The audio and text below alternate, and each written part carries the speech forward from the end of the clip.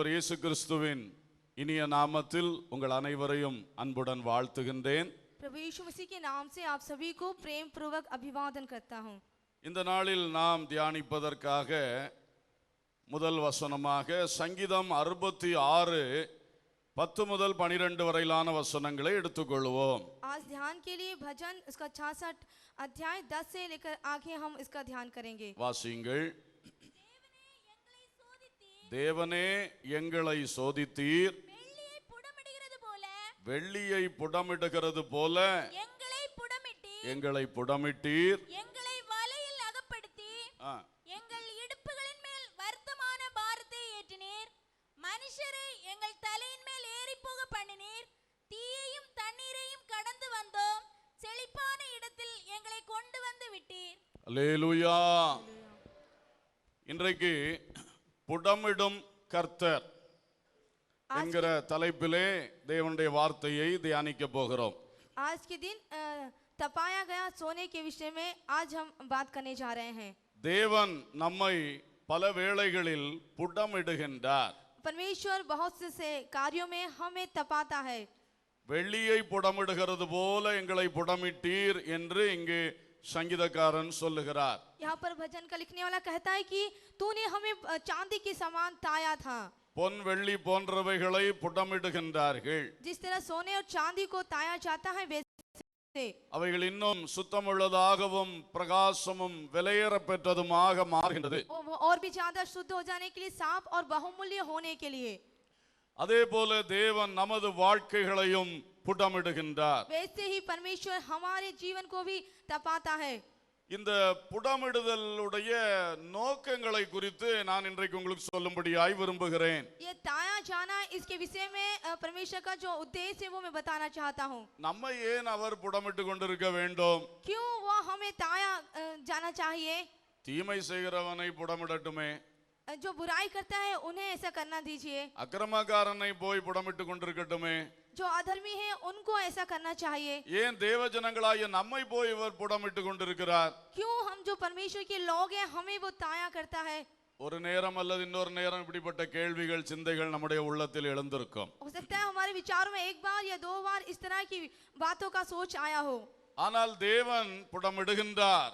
लेकिन परमेश्वर ताया करता है। தேவ ஜனத்தை புடமிடுகின்றார். वो परमेश्वर के लोगों को ताता है। அதற்கு உள்ள நோக்கங்களை வேத புஸ்தகத்தில் நமக்கு எழுதி தந்திருக்கிறார். और उसका जो उद्देश्य है इस पवित्र शास्त्र में उसको लिखाकर हमको दिया है। ஹல்லேலூயா. हालेलुया। கர்த்தர் சொன்னார் ஏசாயா 43:2 நீ அக்கினியில் நடக்கும்போது வேகாதிருப்பாய், அக்கினி ஜுவாலை உன் பேரில் பற்றாது. यशायाह की पुस्तक उसका 53वां अध्याय में उसने लिखा कि जब तू आग में से होकर चलेगा वो तुझे झुलसा ना पाएगी और उसकी लोग तुझे जला ना पाएगी। அக்கினியில் நடக்க மாட்டாய் என்று சொல்லவில்லை, उसने ऐसा नहीं कहा कि तू आग में नहीं चलेगा। அக்கினியில் நடக்கும்போது என்று சொன்னார். उसने कहा कि जब तू आग में से होकर चलेगा। அப்போ தேவ மக்கள் அக்கினியில் நடக்க வேண்டிய சம்பவங்கள் இருக்கிறது. तो परमेश्वर के लोगों को उस आग में चलने की एक घटनाएं हैं। அக்கினிக்கு விலக்கி காக்கவும் அவர் வல்லவர்தான். इस आग से बचाने की सामर्थ वो रखता है। ஆனால் பலவேளை அக்கினிக்கு விலக்கி காக்காமல் அக்கினி ஊடாக நடத்துகிறார். और कुछ एक समय में वो आग हमसे दूर ना होकर बल्कि उसमें से होकर हमें बचाता है। ஆனால் வாக்குத்தத்தம் என்ன? நீ வேகாதிருப்பாய். लेकिन प्रतिज्ञा कहती है कि तू ना जलेगा, அந்த ஜுவாலை உன் பேரில் பற்றாது. उसकी लौ तुझे ना झुलसा सकेगी। அல்லேலூயா. हालेलुया। அப்ப உள்ளே நடத்தி பாதுகாக்கிற கர்த்தர் ஏன் உள்ளே நடத்தாமலே பாதுகாக்க கூடாது? तो जो ये परमेश्वर है उसके अंदर आग में रहकर चलाता है, तो क्यों उसके बाहर भी हमें नहीं चला सकता? அப்ப நடத்தி ஆக வேண்டும் என்று ஒரு கட்டாயம் அங்கே இருக்கிறது. तो उस परिस्थिति में चलाना है, ऐसी एक परिस्थिति आ गई है। அதற்குரிய நோக்கங்களை தான் நாம் இன்றைக்கு பார்க்க போகின்றோம். उनके उद्देश्य के बारे में आज हम देखने जा रहे हैं। இந்த குறிப்பிட்ட வாசித்த வசனத்தில் பார்க்கும் பொழுது जो वचन हमने अभी पढ़ा है, எதற்காக தேவன் புடமிட்டார்? क्यों परमेश्वर ने उसे ताया था? செழிப்பான இடத்தில் எங்களை கொண்டு வந்து விடும்படி. क्योंकि हमको हरी भरी बोझ में लाने के लिए। அந்த வசனத்தின் கடைசி பார்த்தீர்களா? उस वचन के अंतिम भाग को देखिए। செழிப்பான இடத்தில் எங்களை கொண்டு வந்து விட்டீர். तूने हमको सुख से भर दिया। ஒரு செழிப்பான இடத்துக்கு கொண்டு வரும்படி புடமிடுதலின் பாதையில் நடத்தினாராம். वो हम एक हरियाली के क्षेत्र में लेकर आने के लिए हमें वो ताया करता है। இன்று புடத்துக்குள் வைக்கப்பட்டிருக்கிற தேவ ஜனங்களே, आज इस स्थिति में रखे हुए परमेश्वर के जन, உங்கள் வாழ்க்கையில் ஏன் இந்த புடத்திற்குள் தேவன் வைத்தார் என்பதை அறிந்து கொள்வோம். क्यों आपकी स्थिति में, जीवन में इस तरह की स्थिति कि वो आपको ताया करें। சரீர வேதனைகள், மனவேதனைகள், பல சூழ்நிலை நெருக்கங்கள் ஆகிய பலவித புடங்கள் இருக்கின்றன. शारीरिक रूप से और मानसिक रूप से और बहुत सी कार्यों में वो आपको ताया जाए, ऐसी स्थिति होती है। அவைகளில் ஏதேனும் ஒன்றினூடாய் கர்த்தர் விட்டு நம்மளை புடமிடுகின்றார். उसके साथ ही परमेश्वर हमें ताया करता है। இங்கே சொல்லப்பட்ட முதல் நோக்கம் செழிப்பான இடத்திற்கு எங்களை கொண்டு வரும்படிக்கு. पहला जो उद्देश्य है कि हमें उस हरियाली के क्षेत्र में लाने के लिए, அதற்காக வெள்ளியை போல புடமிட்டார். उसके लिए हमें चांदी के समान ताया। இந்த குறிப்பிட்ட புடமிடுதல் எப்படி இருந்ததாம்? ये विशेष रूप से जो ताया जाना वो कैसा था? எங்களை வலையில் அகப்படுத்தி புடமிட்டீர். हमें उस भारी बोझ से हटाकर ताया। சும்மா இருந்த எங்களை வலையில் அகப்படுத்தி விட்டீரே.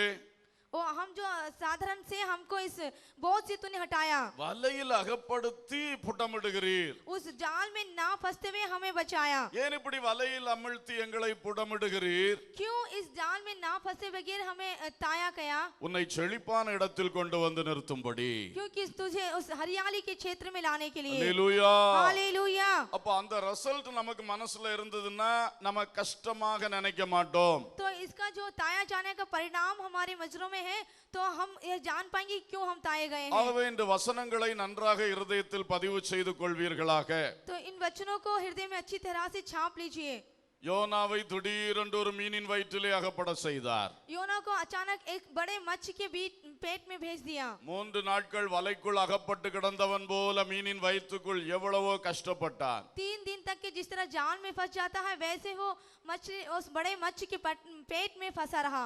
ஏன் கர்த்தர் அவனை அப்படி செய்தார்? क्यों परमेश्वर ने उसके साथ ऐसा किया? அவனை ஒரு மேன்மையான ஊழியத்தில் கொண்டு வந்து நிறுத்தும்படி செய்தார். उसे एक बड़ी प्रसिद्धि सेवा के लेकर आने के लिए, தேவ திட்டத்தின் செழிப்பான இடத்திலே மறுபடி தூக்கி நிறுத்தும்படி செய்தார். परमेश्वर का जो उद्देश्य था कि उसे हरियाली के क्षेत्र में रखना, उसे फिर से वहां पर रखा। அவன் அந்த தேவ திட்டத்தை விட்டு ஓடுவதற்காக நின்றான். उसने उस परमेश्वर के उद्देश्य से भाग जाने के लिए खड़ा हुआ। தேவனோ வலையில் பிடித்தது போல ஒரு மீனின் வயிற்றில் பிடித்து மறுபடியும் தேவ திட்டத்தில் கொண்டு வந்து நிறுத்தினார். परमेश्वर ने जिस तरह जाल में पकड़ा जाता है, वैसे ही मछली के द्वारा उसे पकड़कर फिर से उसी उद्देश्य के द्वारा उसमें लेकर आया। தேவன் அப்படியே நமது வாழ்விலும் கிரியை செய்கிறார். परमेश्वर वैसा ही हमारे जीवन में करता है। சில வலைகளில் சிக்கி தவிக்கும் பொழுது பயந்து போகாதிருங்கள். कुछ एक जाल में जब आप फंस जाते हैं तो आप ना भयभीत हो। நம்மை காலமெல்லாம் சிறையிருப்பில் வைப்பதற்காக வலையில் அகப்படுத்தவில்லை. जिंदगी भर हम उस जाल में फंस रहे हैं, ऐसा उसने नहीं सोचा। காலமெல்லாம் நீ கட்டப்பட்டு கிட என்று சொல்லி கர்த்தர் வலையில் கட்டி வைக்கவில்லை. पूरे जीवन भर तो उसमें फंसे रहे या बंधे रहे, परमेश्वर ने हमें ऐसा नहीं छोड़ा। அது ஒரு குறிப்பிட்ட காலத்துக்கு என்று அவர் நிர்ணயித்திருக்கிறார். कुछ एक संक्षिप्त समय के लिए वो इसके लिए अनुमति देता அந்த है। காலம் முடியும் பொழுது அவரே மீனுக்கு கட்டளையிட்டார், இவனை போய் கக்கி விடு. जब ये समय गुजर जाता है तो वही अपनी आज्ञा देता है कि इसको जाकर उगल दे। அதே போல நமக்கும் கர்த்தர் கட்டளை கொடுப்பார். वैसे ही परमेश्वर हमारे लिए भी आज्ञा देगा। அப்பொழுது அந்த வலையிலிருந்து வெளியே வருவோம். तो तब उस जाल में से हम बाहर आएंगे। அந்த சிறையிருப்பு, அந்த கட்டிலிருந்து வெளியே வருவோம். उस बंधुआई से, उस बंधन से हम बाहर आएंगे। அப்பொழுது பார்த்தால் தான் நமக்கு புரியும், और जब हम देखकर हम समझेंगे, ஒரு செழிப்பான இடத்திலே கர்த்தர் கொண்டு வந்து விட்டார். एक सुखदायक हरियाली के स्थान पर परमेश्वर ने हमें लाया है। அல்லேலூயா, हालेलुया, ஹல்லேலூயா. हालेलुया। உலக பிரகாரமான செழிப்பா இருக்கலாம், सांसारिक रूप से हम देखते हैं इस तरह की हरियाली होगी, ஆவிக்குரிய செழிப்புகளா இருக்கலாம். आत्मिक रूप से भी हरियाली। எல்லாவற்றிலும் தேவன் செழிப்பான இடத்துக்கு நம்மளை தூக்கி கொண்டு வருவார். सभी क्षेत्र से प्रभु हमें एक हरियाली के क्षेत्र में उठाकर लेकर आएगा। அல்லேலூயா. हालेलुया। அடுத்ததாக அந்த வசனம் சொல்லுகிறது, और वचन कहता है, எங்கள் இடுப்புகளின் மேல் வருத்தமான பாரத்தை ஏற்றினீர். और कहता है कि हमारी कटी पर भारी बोझ बांधा था। சிலவேளை இடுப்புகளின் மேல் வருத்தமான பாரம். कटी अर्थात हमारी कमर के ऊपर एक बोझ, இடுப்பு கட்டே தளர்ந்து போகும் போல சுமக்க முடியாத பாரம். हमारी जो कटी, हमारा जो कमर है वो सहन न करने वाला बोझ। ஐயோ இந்த குடும்பத்தின் பாரம் என்னால் சுமக்க முடியவில்லையே. ओ ये परिवार का बोझ मुझसे सहन नहीं हो रहा. ஒரு நாள் பிள்ளைகள் இல்லையே என்று ஜெபம் பண்ண இன்னைக்கு பிள்ளைகளால் அனுபவிக்கிற கஷ்டம் தாங்க முடியவில்லையே. एक दिन मेरे पास बच्चे नहीं है इसके लिए मैं दुखी थी और आज इन बच्चों की द्वारा जो समस्या है वो मुझसे सही नहीं जा रही.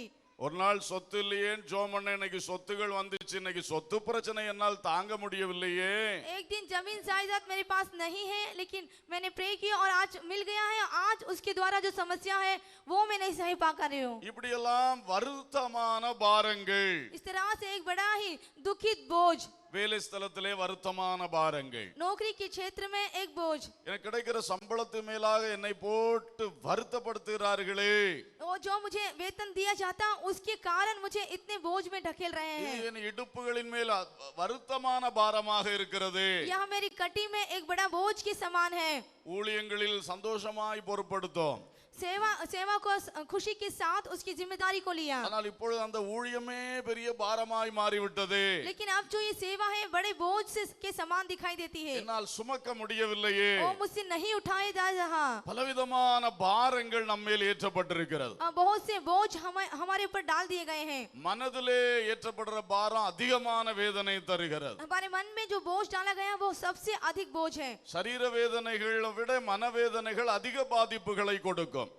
शारीरिक वेदना से बढ़कर जो मानसिक वेदना है मानसिक पर दिया जाता है बहुत ही कठिन है. ஆவியில் கட்டப்பட்டது போன்ற உணர்வு. आत्मा में बंधे हुए रहने का एक एहसास. எங்கு பார்த்தாலும் ஒரு வருத்தம். जहाँ कहीं देखिए एक बोझ. ஒரு சுயாதீனம் இல்லையே. किसी प्रकार की स्वतंत्रता नहीं. ஒரு விடுதலை இல்லையே.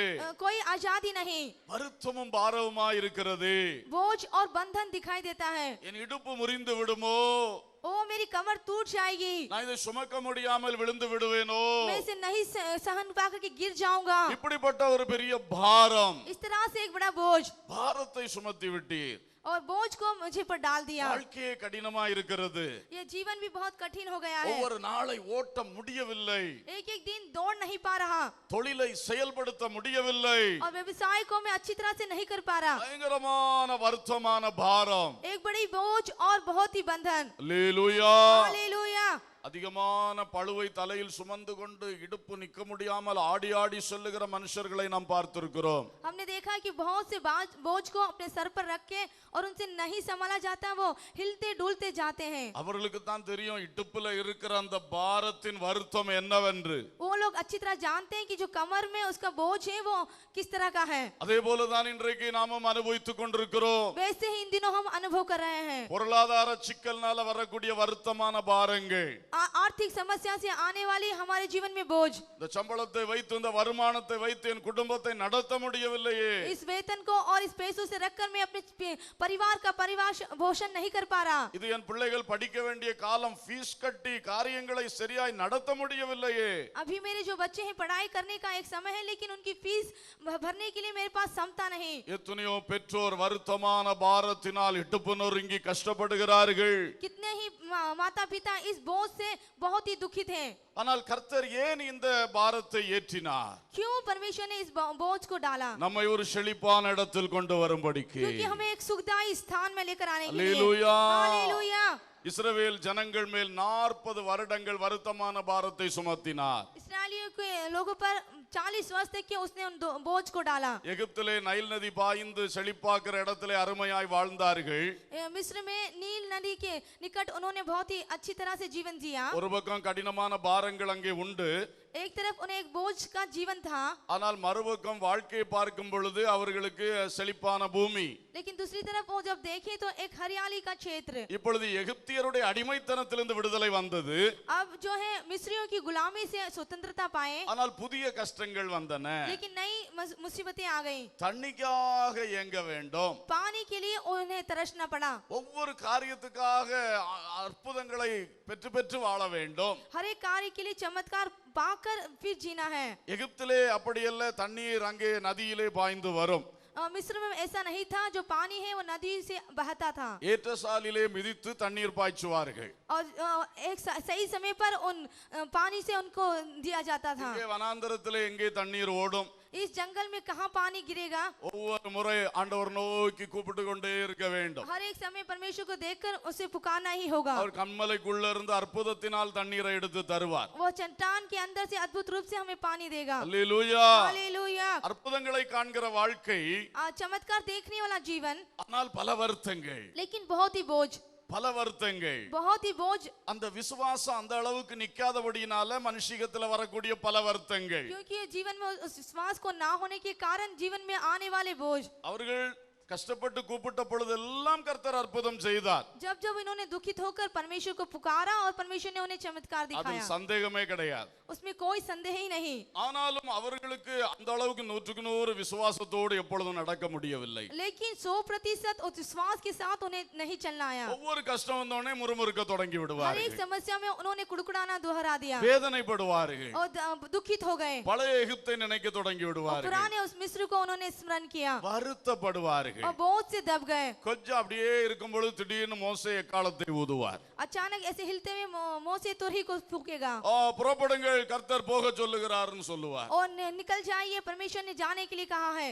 எல்லாம் ரெடி பண்ணி எடுத்து உடனே ரெடி புறப்பட வேண்டும். और तुरंत उस सभी को तैयार करके वहां से गुजरने की अवस्था. வாடகை வீடு மாத்துகிறவர்களுக்கு இதை பற்றி தெரியும். जो किराए के मकान में रहते हैं वो इस प्रकार के दुख को जानते हैं. திடீரென்று ஓனர் மாற சொல்லிவிட்டா எல்லாம் எடுத்து கொண்டு அடுத்த வீட்டுல செட்டில் ஆகணும்னா என்ன பாடு. अचानक यदि एक मालिक कह दे तो उस मकान को बदल कर जाना कितना दुखित की बात है. இதே மாதிரி இஸ்ரவேலர்கள் 40 வருஷத்துல எத்தனை முறை அந்த கூடாரத்தை மாத்தி மாத்தி அடித்தார்கள். इसी तरह से उन्होंने मिस्र में कितने ही तंबू को बदल बदल के वहां पर अपना तंबू गाड़ा. எல்லா பண்டபாடிகளை தூக்கி சுமந்து கொண்டு நடக்க வேண்டும். और जितने भी वस्तुएं थी उन सभी को उठाकर एक स्थान से दूसरे स्थान गए. வருத்தமான பாரம் बोझ से भरे हुए बोझ அவர்கள் மேல் சுமத்தினார். उन पर डाला गया. ஆனால் எதற்காக? लेकिन किस लिए? செழிப்பான கானானில் உன்னை கொண்டு வந்து उन्हें நிறுத்துவதற்காக. हरियाली के उस कनान देश में लाने के लिए. கரங்களை தட்டி கர்த்தரை ஸ்தோத்திரம் பண்ணுவோம். அல்லேலூயா. 40 வருஷம் ரொம்ப கஷ்டப்பட்டது உண்மைதான். उन्होंने 40 वर्ष बहुत दुख भुखा, ये सच था. ஆனால் இந்த 40 வருஷத்தின் முடிவில் தான் வாக்குத்தத்த கானானுக்குள் வந்து சேர்ந்தார்கள். ये 40 वर्ष के अंत में ही उन्होंने प्रतिज्ञा के उस कानान देश में प्रवेश किया. கானான் செழிப்பான இடம். कानान है वो एक हरियाली का क्षेत्र. எகிப்தை விட எவ்வளவோ மேன்மையான இடம். मिस्र से बढ़कर बहुत ही सुखदायी एक क्षेत्र. அல்லேலூயா. हालेलुया. இன்றைக்கும் இஸ்ரவேல் நாட்டிற்கு போயிட்டு வருகிறவர்கள் சொல்லுவார்கள், इन दिनों जो इस्राएल देश को जाते हैं वो लोग इस बात को कहते हैं அந்த எல்லைக்குள் புகுந்த உடனே அவ்வளவு செழிப்பு அவ்வளவு சந்தோஷம் என்று. और उस बाउंड्री में जाते साथ ही उतनी हरियाली और उतना खुशी का क्षेत्र है. அப்படிப்பட்ட ஒரு மேன்மைக்கு நேராய் நடத்துவதற்கு பாதை வருத்தமான கடினமான பாரம். उतनी अच्छी खुशी की और जाने के लिए जो मार्ग है वो एक बोझ से भरा हुआ. அல்லேலூயா. हालेलुया. கர்த்தர் உங்கள் வாழ்க்கையில் இப்படிப்பட்ட நெருக்கங்களை தருகிறார்னா அடுத்த ஒரு செழிப்பான இடத்துக்கு கொண்டு வர போகிறார். यदि परमेश्वर आपके जीवन में इस तरह के बोझ को रखता है तो दूसरे क्षण आपके अंदर एक हरियाली को लेकर आना चाहता है. உங்களுக்கு பொருளாதாரத்திலே வருத்தமான பாரங்கள் வந்திருக்கிறது என்றால் தைரியமாய் விசுவாசிக்கலாம், உங்க பொருளாதாரத்தில் உங்களை மேன்மைப்படுத்த போகிறார். आपकी आर्थिक समस्या में यदि किसी प्रकार की घुटन या बोझ को आप महसूस कर रहे हैं तो स्मरण कीजिए, आने वाले समय में प्रभु आपको उस बोझ को हटाकर हरियाली क्षेत्र में लाने உங்க वाला है. குடும்பத்துக்குள்ளே பல வருத்தமான பாரங்கள் இருக்கனா அந்த குடும்பத்தை குறித்து ஒரு பெரிய நோக்கத்தை வைத்திருக்கிறார். आप यदि परिवार के विषय में बोझ से दबे हुए हैं तो आप स्मरण कीजिए कि उस बोझ को हटाकर प्रभु की एक योजना है. எங்கே பிரச்சனை வந்து மோதுகிறதோ அங்கே தேவ நோக்கம் ஒன்று இருக்கிறது என்பதை புரிந்து கொள்ள வேண்டும். जहाँ कहीं भी समस्या आ गई आप ये समझ लीजिए कि वहाँ पर परमेश्वर का एक उद्देश्य है. ஏன் தெரியுமா? क्यों आपको मालूम है? ஒரு ஆசீர்வாதத்துக்குள் கொண்டு வர வேண்டும் என்றால் அதற்குரிய ஆயத்தங்கள் நமக்குள் செய்தாக வேண்டும். क्योंकि यदि एक आशीर्वाद के लिए एक व्यक्ति को लाना है तो उसके लिए कुछ तैयारी होना आवश्यक है. அதற்கு தான் நம்மை தயார்படுத்துகிறார். उसके लिए वो हमें तैयार करता है. சாத்தான் ஒரு ஏஜென்டாக நின்று அந்த புடமிடும் கிரியைகளை செய்வதுண்டு. इसमें जो शैतान है जो ताया जाने की कुछ क्रिया वो करता है. கர்த்தர் நேரடியாய் உட்கார்ந்து சில வேளை புடமிட மாட்டார். परमेश्वर सीधे आकर उसे नहीं ताता, அப்படியே கொஞ்சம் சாத்தான் கையில கொடுத்துருவார். कुछ एक वो शैतान के हाथों में दे देता है. அவனுடைய வேலை தான் புடமிடுற வேலை. ये उसका ही काम है कि वो तापा जाए. ஆனா அவன் என்ன நோக்கத்தோட புடமிடுவான்? அழிக்க வேண்டும் என்ற நோக்கத்தோட அவன் புடமிடுவான். लेकिन उसका क्या उद्देश्य होगा? वो नाश करने ही उसका उद्देश्य होगा. ஆனால் கர்த்தர் முழுமையா அவன் கையில் விட்டு கொடுக்க மாட்டார். लेकिन पूरी तरह से परमेश्वर उसके हाथों में अर्पण नहीं होने देगा. யோபு வாழ்க்கை சிறந்த உதாரணம். आयुब का जो जीवन है हमारे लिए एक अच्छा उदाहरण है। சாத்தான் கையிலே அவனை ஒப்பு கொடுத்தது உண்மை. उसको पूरी तरह से शैतान के हाथों में सौंप दिया, ये सच था। ஆனால் சாத்தானுடைய இஷ்டப்படியெல்லாம் செய்வதற்காக ஒப்பு கொடுக்கவில்லை. लेकिन शैतान के इच्छा अनुसार करने के लिए नहीं, எல்லை கோடுகளை சொல்லிதான் ஒப்பு கொடுத்தார். उनकी एक सीमा को निर्धारित करके ही कहा। அதே போல கர்த்தர் ஒப்பு கொடுக்கிறார். वैसे ही परमेश्वर अर्पण करता है, அவன் பயங்கரமா போராடுறான். लेकिन वो बहुत ही भयंकर रूप से युद्ध करता है। பொருளாதாரத்துல உங்களுக்கு நெருக்கடி வந்திருக்கிறது என்றால், यदि आपके जीवन में आर्थिक समस्या आ गई, சாத்தானுடைய போராட்டம் அதுல இருக்கிறது. इसमें शैतान की समस्या है। आप देखें, அவன் பொருளாதாரத்திலே உங்களை மொத்தம் நஷ்டப்படுத்த வேண்டும் என்று போராடி கொண்டிருக்கிறார். आपकी आर्थिक अवस्था में आपको बहुत ही नुकसान पहुंचाए, इस तरह से वो उसकी सोच है। அதே காரியத்திலே தேவனுடைய நோக்கம் ஒன்று இருக்கிறது. उसी कार्य में परमेश्वर का एक उद्देश्य है। அவர் உங்களை பொருளாதாரத்திலே ஒரு மேன்மையான நிலைக்கு கொண்டு வர விரும்புகிறார்.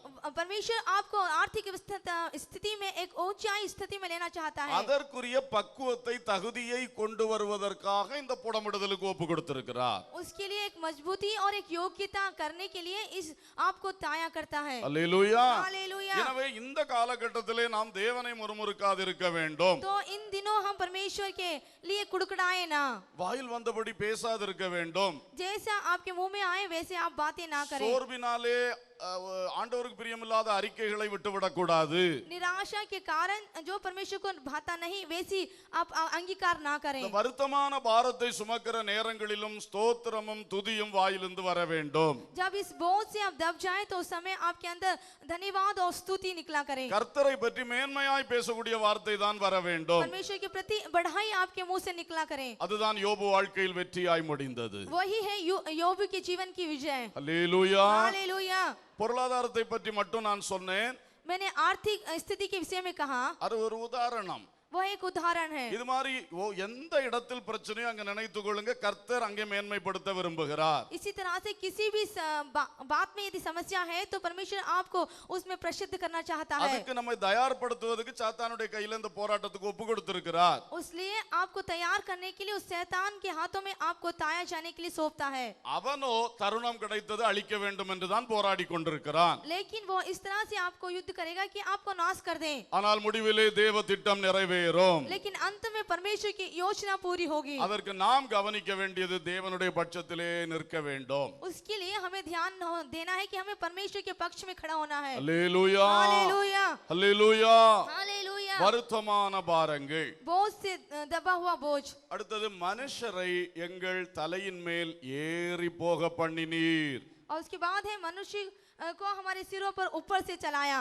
பாருங்கள், இந்த புடமிடுகிறதுல இன்னொரு அனுபவம் மனுஷரை தலையின் மேல் ஏறி போக பண்ணுகிறது. देखिए, ये ताया जाने का एक और अनुभव है कि घुड़चढ़ो अर्थात मनुष्यों को हमारे सिरों के ऊपर से जाना। சங்கீதக்காரன் அனுபவித்து பேசுகிறான். भजन का लिखने वाला इस बात का अनुभव के साथ बात அவன் करता है। அபிஷேகம் பெற்ற ராஜா, वो एक अभिषिक्त राजा, வல்லமையானவன், एक सामर्थी, தேவனோடு இருக்கக்கூடியவன், वो परमेश्वर के साथ चलने वाला, என் இருதயத்துக்கு பிரியமானவன் என்று சாட்சி பெற்றவன், और परमेश्वर से यह गवाही रखा कि यह मेरे हृदय को भाता है। எப்பொழுதும் பாடி துதித்து தேவனை மகிமைப்படுத்தக்கூடியவன், हमेशा परमेश्वर को गीत गाकर और उसको महिमा देने वाला। அவன் வாழ்க்கையில் வந்த சம்பவங்களை பாருங்கள். उसके जीवन में आई हुई इन घटना को देखिए। எத்தனையோ மனிதர்கள் அவன் தலையின் மேல் ஏறி நடக்க பண்ணினார். कितने ही घुड़चढ़ों को उसके सिर पर से गुजर जाने के लिए किया। சவுல் ராஜா அவன் தலையின் மேல் ஏறி நடந்தான். साउल राजा उसके सिर पर चला, அவனை மிதித்து நசுக்கினான். उसको उसने कुचल दिया। அவ்வளவு தூரம் அவன் தாவீது நசுக்கப்பட்டான். इतनी स्थिति तक के वो कुचला गया। அபிஷேகம் பெற்ற பிறகுதான் இந்த போராட்டமே அவனுக்கு வந்தது. जब उसने अभिषेक पाया तो ही इसके जीवन में यह युद्ध आया। அதனுடைய தேவனுடைய ஒரு நோக்கம் அதுல இருந்தது. तो इसके साथ परमेश्वर का एक उद्देश्य था, அவனை செழிப்பான இடத்துக்கு கொண்டு வர வேண்டும். क्योंकि उसे एक सुखदायी क्षेत्र में लेकर आने के लिए। அதற்கு இந்த சவுல் இவனை கொஞ்சம் மிதிக்க வேண்டும். तो इसलिए ये साउल उसे कुछ कुचलना चाहे। இந்த மாடுகளின் காலிலே நெல் மணிகள் மிதிக்கப்பட்டு போரடிக்கப்பட்டு வருகிறது அல்லவா, அது மாதிரி போரடிக்கிற ஒரு அனுபவம். जिस तरह गायों के पैरों के नीचे दावनी की जाती है अनाजों के द्वारा, वैसे ही वो हमें दावनी करता है। சூடடிக்கிற மாடுகளுடைய காலு கீழே அந்த மணிகள், அந்த நெல் மணிகள் படுகிற பாடை நீங்கள் பார்த்திருக்கிறீர்களா? आपने देखा हो किस तरह से वो गायों के पैरों के नीचे वो अन्न कुचला जाता है। அதே போல இந்த சவுல் ராஜா தாவீதை அப்படி மிதித்தான். वैसे ही साउल राजा ने दाऊद को कुचला। அவன் வாழ்க்கையை வெறுத்து போகக்கூடிய அளவுக்கு மிதித்து நடந்தான். वो अपने जीवन से पूरी तरह से घृणा कर सका, इस हद तक कि उसने कुचला। ஆனால் முடிவிலே கர்த்தர் தாவீதை மேன் செழிப்பான இடத்தில் கொண்டு வந்தார். लेकिन अंत में परमेश्वर ने दाऊद को एक हरियाली के क्षेत्र में लेकर आया। அல்லேலூயா. हालेलूया। அப்புறம் அவன் சிங்காசனத்துல இருந்து கொஞ்ச காலம் ஆன பிறகு जब वो सिंहासन पर विराजमान हुआ और कुछ समय बाद திடீர்னு பாருங்க அப்சலோம் இவன் தலையின் மேலே ஏறி நடக்கிறான். अचानक से देखिए कि अब्सलोम इसके सिर पर से होकर गुजरता है। சீமேய் என்கிறவன் இவன் தலையின் மேலே ஏறி நடக்கிறான். जो ये शीमय है ये भी इसके सर पर से होकर गुजरता है। இந்த வனாந்தரத்தில் இருந்த நாட்கள்ல அந்த நாபால் என்கிறவன் இவன் தலையின் மேலே ஏறி நடக்கிறான். जो जंगल में रहता था नाबाल उसके सिर पे से चलता है। எத்தனை மனிதர்கள் தாவீதின் தலை மேல் ஏறி நடந்தார்கள். कितने ही मनुष्य इस दाऊद के सिर पर से होकर गुजरे। வாழ்க்கையை கசப்பாக்கினார்கள். उसका जीवन कड़वा कर दिया। வேதனையும் கண்ணீரும் நிறைந்தவனாக இருந்தான். दुख और आंखों आंसू से भरा जीवन। ஆனால் இவைகள் எல்லாவற்றினுடைய பலன் என்ன? लेकिन इन सभी का प्रतिफल क्या? அவனை செழிப்பான இடத்தில் கொண்டு வந்தார். उसे एक सुखदायक अर्थात हरियाली के क्षेत्र में அல்லேலூயா. हालेलूया। கைகளை தட்டி தேவனை மகிமைப்படுத்துவோம். இன்றைக்கு மனிதர்கள் உங்களை மிதிக்கிறார்களா? क्या इन दिनों मनुष्य आपको कुचल रहे हैं? வேலை ஸ்தலத்திலே வீட்டிலே குடும்பத்திலே இவைகள் நடக்கிறதா? क्या नौकरी के क्षेत्र में या घरों में इस तरह से चल रहा है? மனம் கசந்து போய் இருக்கிறீர்களா? क्या आप पूरी तरह से कड़वाहट से भर गए हैं? வாழவே விருப்பமில்லை என்ற நிலையில் இருக்கிறீர்களா? ओ ये जिंदगी मेरे लिए बहुत कठिन हो गई ऐसा सोच रहे हैं? மனிதனுடைய வார்த்தைகள், मनुष्य की बातें, மனிதன் நடந்து கொள்ளுகிற முறைகள், मनुष्य जिस तरह से हमें चलाते हैं वो उसकी நம்மை நடத்துகிற முறைகள், हमें चलाने की विधियां, அவருடைய கிரியைகள், उनकी कार्य को, அவருடைய தந்திர செயல்கள், उनकी बहुत ही चालबाजी को, முதுகு பின்னால பேசுற அனுபவங்கள், हमारी पीठ के पीछे बात करने का अनुभव அவதூறு பேசுகிற அனுபவங்கள், और हमारी बुराई करने का अनुभव, பயங்கரமா மனசாட்சி இல்லாம நமக்கு எதிராக எழும்புகிற அனுபவங்கள், किसी भी तरह से मन के अंदर वो दुख न रखते हुए हमारे विरुद्ध में बोलने वाला अनुभव, எத்தனையோ அனுபவங்கள். कितने ही अनुभव। மனுஷர்கள் எங்கள் தலையின் மேல் ஏறி நடக்க பண்ணினீர், घुड़चढ़ों को हमारे सिर पर से होकर जाने दिया, ஆனால் செழிப்பான இடத்தில் எங்களை கொண்டு வந்து விட்டீர். लेकिन उस सुख भरे स्थान में हमें ला दिया। அல்லேலூயா. हालेलूया। நல்லா சொல்லுவோம் அல்லேலூயா. हालेलूया। Praise the Lord. அடுத்ததாக இன்னொரு வசனத்தை பார்க்கலாம். ஏசாயா தீர்க்க தரிசனம் 1ஆம் அதிகாரம் 21ஆம் வசனம் வாசிங்க. एसाया की भविष्यद्वक्ता की पुस्तक 1 अध्याय 23वां वचन। உண்மையுள்ள நகரம் எப்படி வேசியாய் போயிற்று, அது நியாயத்தால் நிறைந்திருந்தது, நீதி அதில் குடி கொண்டிருந்தது, இப்பொழுதோ அதன் குடிகள் கொலைபாதகர்.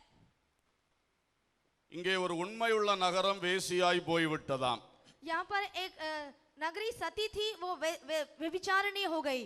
ஒரு நாள் நீதியாய் இருந்த நகரம் கொலைபாதகத்தினால் நிறைந்து விட்டதாம். एक दिन जो धर्म से भरा हुआ एक क्षेत्र था अब हत्यारे से भर गया। அடுத்த வசனம் சொல்லுது உன் வெள்ளி களிம்பாயிற்று. दूसरे वचन 22 में लिखा है कि चांदी धातु के मेल को, உன் வெள்ளி களிம்பாயிற்று. और तेरा जो चांदू है वो धातु बन गया। இப்பொழுது கர்த்தர் சொல்லுகிறார் 25ஆம் வசனத்திலே, अब परमेश्वर का वचन 25वें वचन में कहता है, நான் என் கையை உன்னிடமாய் திருப்பி मैं तुझ पर हाथ बढ़ाकर உன் களிம்பு நீங்க உன்னை சுத்தமாய் புடமிட்டு और धातु का मेल पूरी रीति से भस्म करूंगा, உன் ஈயத்தை எல்லாம் நீக்குவேன். पूरी तरह से तेरे मेल को भस्म करूंगा। அல்லேலூயா. हालेलूया। அடுத்த வசனத்தின் கடைசி பகுதி, பின்பு நீ நீதிபுரம் என்றும் சத்திய நகரம் என்றும் பெயர் பெறுவாய். उसके दूसरे वचन में अंतिम भाग में उसके बाद तू धर्मपुरी और विश्वास योग्य नगरी कहलाएगी। தர்மபுரியா? அல்லேலூயா. கர்த்தர் நீதிபுரம்னா தர்மபுரியா ஹிந்தியில. அல்லேலூயா. கர்த்தருக்கு ஸ்தோத்திரம். பாருங்கள், அப்போ நீதிபுரம் என்றும் சத்திய நகரம் என்றும் நீ பெயர் பெறுவாய். तो देखिए तू धर्मपुरी और विश्वास योग्य नगर कहलाई जाएगी। அப்போ இந்த சியோன் மகிமையா இருந்த நகரம், அதாவது உண்மையா இருந்த நகரம் வேசியாய் போய்விட்டது. तो ये जो एक सत्य नगर था अब वो व्यभिचारी हो गया। இது எதை சொல்லுகிறது? அது தேவனோடு உண்மையா இருந்த நகரம். ये इस बात को दर्शाता है कि वो परमेश्वर के साथ सत्यता से बनी हुई थी। ஒரு புருஷனுக்கு ஒரு மனைவி உண்மையா இருப்பது போல தேவனுக்கு உண்மையா இருந்த சியோன். एक पति के साथ पत्नी सच्चाई से जैसे रहती है वैसे ही वह सियोन। ஆனால் இப்பொழுது அது அந்நிய நாயகர்களை தேடி போய்விட்டது.